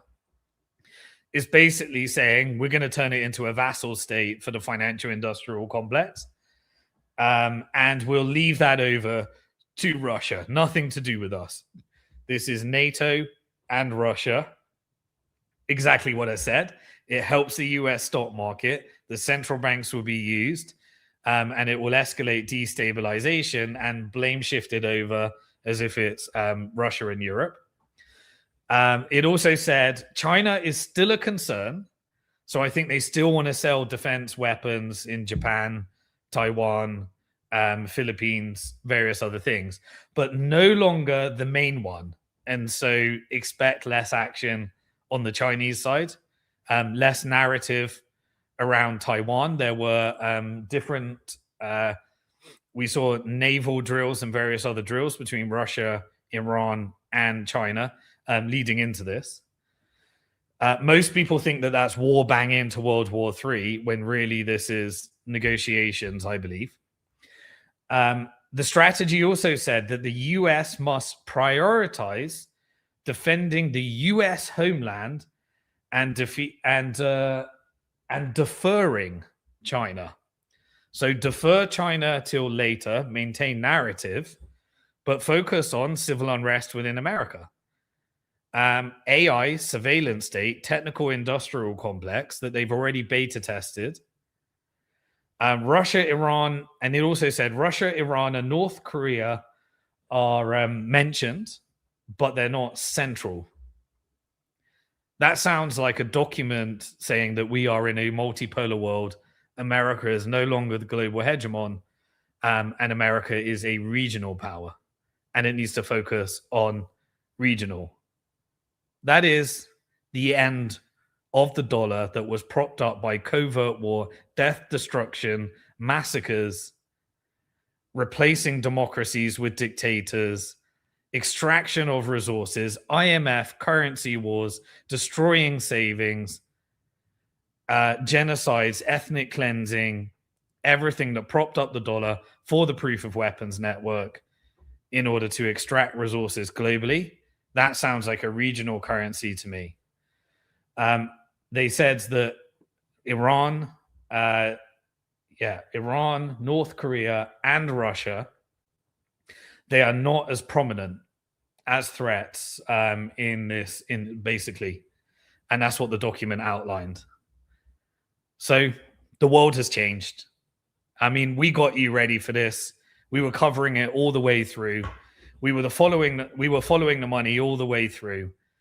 And what I've noticed is it tends to get you 2 years ahead of all the media BS, keeps you out of all the games.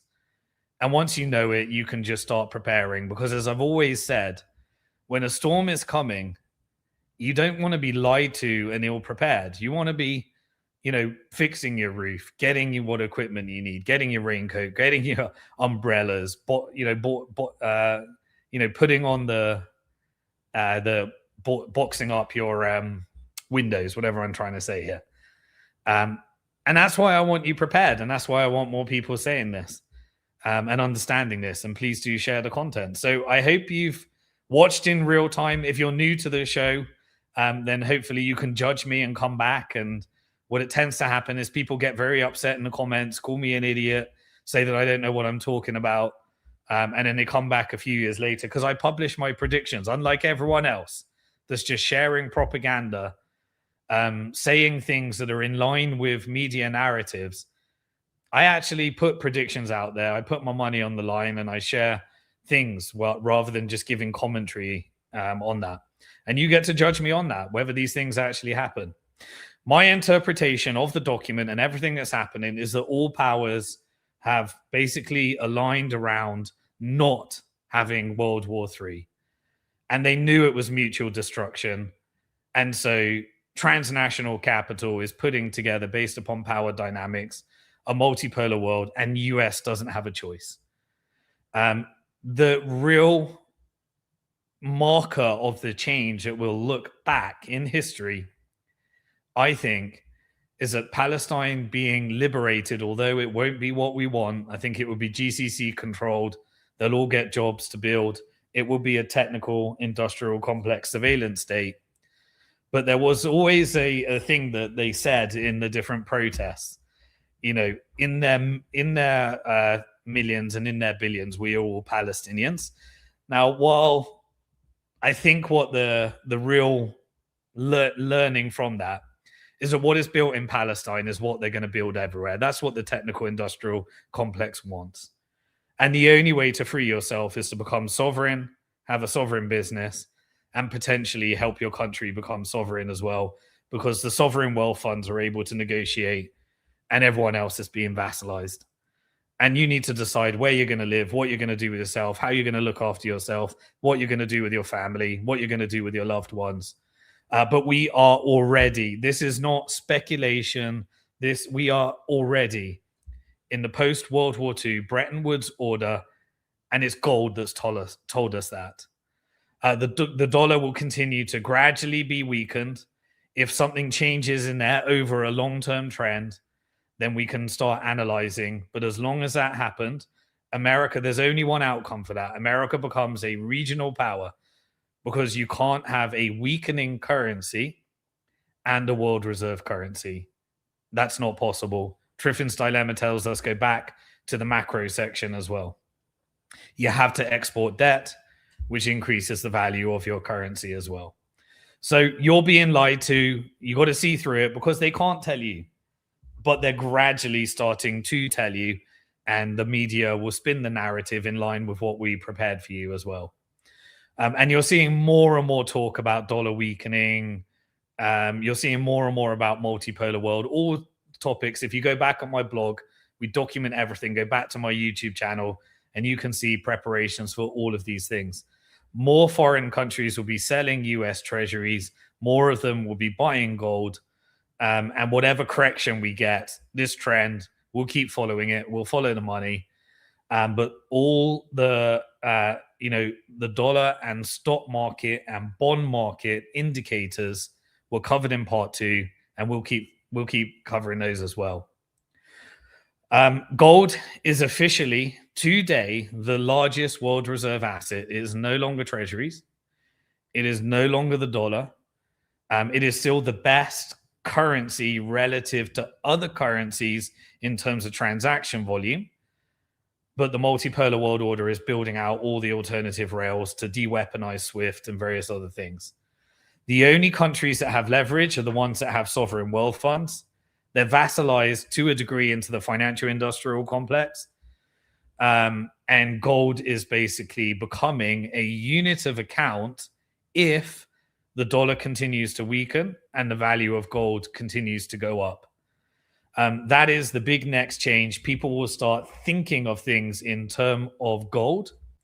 And eventually the operation that we're witnessing to centralize as many Bitcoin as possible as long as in your country you can hold Bitcoin in self-custody, Bitcoin will solve the self-custody problem, and everything you saw with the paper gold and paper silver will happen to Bitcoin as well. So you get to buy into weakness as well as hedging into these high prices, but make sure you got your strategy right for the next 10 years, because you need sovereign self-custody wealth at the same time as recognizing these major changes, and we'll go through them all together.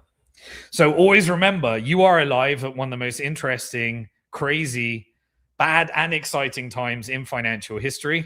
Some are going to get wrecked. Others are going to do really well. I think we're going to see 200 years of change in the next 5 years. I'll keep providing the content because I want you to do well. And please do leave a comment. Let me know what you think, what you disagree with, what you agree with. Follow me on X, where I give live commentary. If any war breaks out, I'll be up there on Spaces. Subscribe to this channel. We now have over 133,000 subscribers. The goal was to get to 121,000 subscribers. We beat through that. More and more of this content in the whole trying to allow us to speak. The algorithm seemed to be removing away from shadow banning and censorship as we build our social credit scores. We also had different YouTube channels. One YouTube channel had 3 million subscribers and did a whole video on my proof of weapons network concept that got 2.2 million views just from describing that content. This is what happens when the algorithms, are changing and adjusting slightly. On Peter McCormack's channel, we got the 5th most popular video of all time, an 8-year YouTube channel. We did better than Tommy Robinson, little Tommy. He's trying to get some money from Dubai now and the Muslims, because Israel's probably turning into a distressed asset, and he's shilling some shitty scams as well, trying to get the money together. Now Israel maybe not find him useful in this thing. We beat, some of the centralization Bitcoin operations like Michael Saylor and all his multiple interviews. And so it's great to see. Look, I'm here to just give content. And if people are liking it, and it seems like more and more people are liking it, please do help me. We did lots of debates. I did a debate on my channel with Professor Jiang. You requested me to do one with Jeff Booth. We went through black pilling versus white pilling and orange pilling, various other things. We'll start releasing that. I'll keep doing that. We seem to be on a roll, and it's all because I'll keep giving the content. You keep sharing. In case YouTube takes me out and that changes the algorithm, I'm sure it will do at one time. I'll keep streaming on X. I'll keep reposting this onto Rumble. So make sure you follow me on Rumble in case I get wiped out. And we're also building on SimonDixon.com a back-end infrastructure so that we can, in case we get taken off all networks, subscribe to, join me, get a Bitcoin Hard Talk membership portal. We'll be rebranding that as well at some point. We're trying to do all this together. We've got a team of people. So go over to SimonDixon.com. We got no ads, no sponsorship. We're not selling anything, no products. We're just giving you what we're following the money, and you can figure out what you want to do with that as well. So no agendas there. We don't have to answer. I spent my whole life being as sovereign as possible, make business sovereign as possible, and live in a country as sovereign as possible. There's no such thing as perfection. Just commit to doing better, and enjoy any type of price crashes and corrections. You get to buy into weakness. Have a longer term plan. Don't trade. If you want to boycott the Federal Reserve, buy some Bitcoin. If you want to you can buy some gold as well. If you want to boycott the BlackRock and the financial industrial complex, don't own it through ETFs, own it in self-custody. If you want to boycott the banks, don't borrow against your assets, don't mine fiat currency. If you want to boycott the technical industrial complex and the proof of weapons network and stocks in general, invest local. If you want to boycott the companies, vote with your money rather than voting. It doesn't make a difference unless you're buying politicians. It's a pay-to-play system. So vote with your money by spending local. and support yourself, your family, your community, get sovereign, and help as many other people to become sovereign as well. Hopefully then we can do this with a bit of peace, love, and unity, because my fear is that most people are not prepared for this. They're doing it in chaotic fashion. And we need some sovereign people that are going to be essentially the next elites. And we hit the cycle again. Like, that's just seems to be the reality of life. Life is a test. Do you do more good or do more bad? I think that's the ultimate test. So serve humanity. Don't fall for these divide and conquers. Fight oppression as much as you can. And I'll see you this time next week for another episode of Simon Dixon Hard Talk. Peace.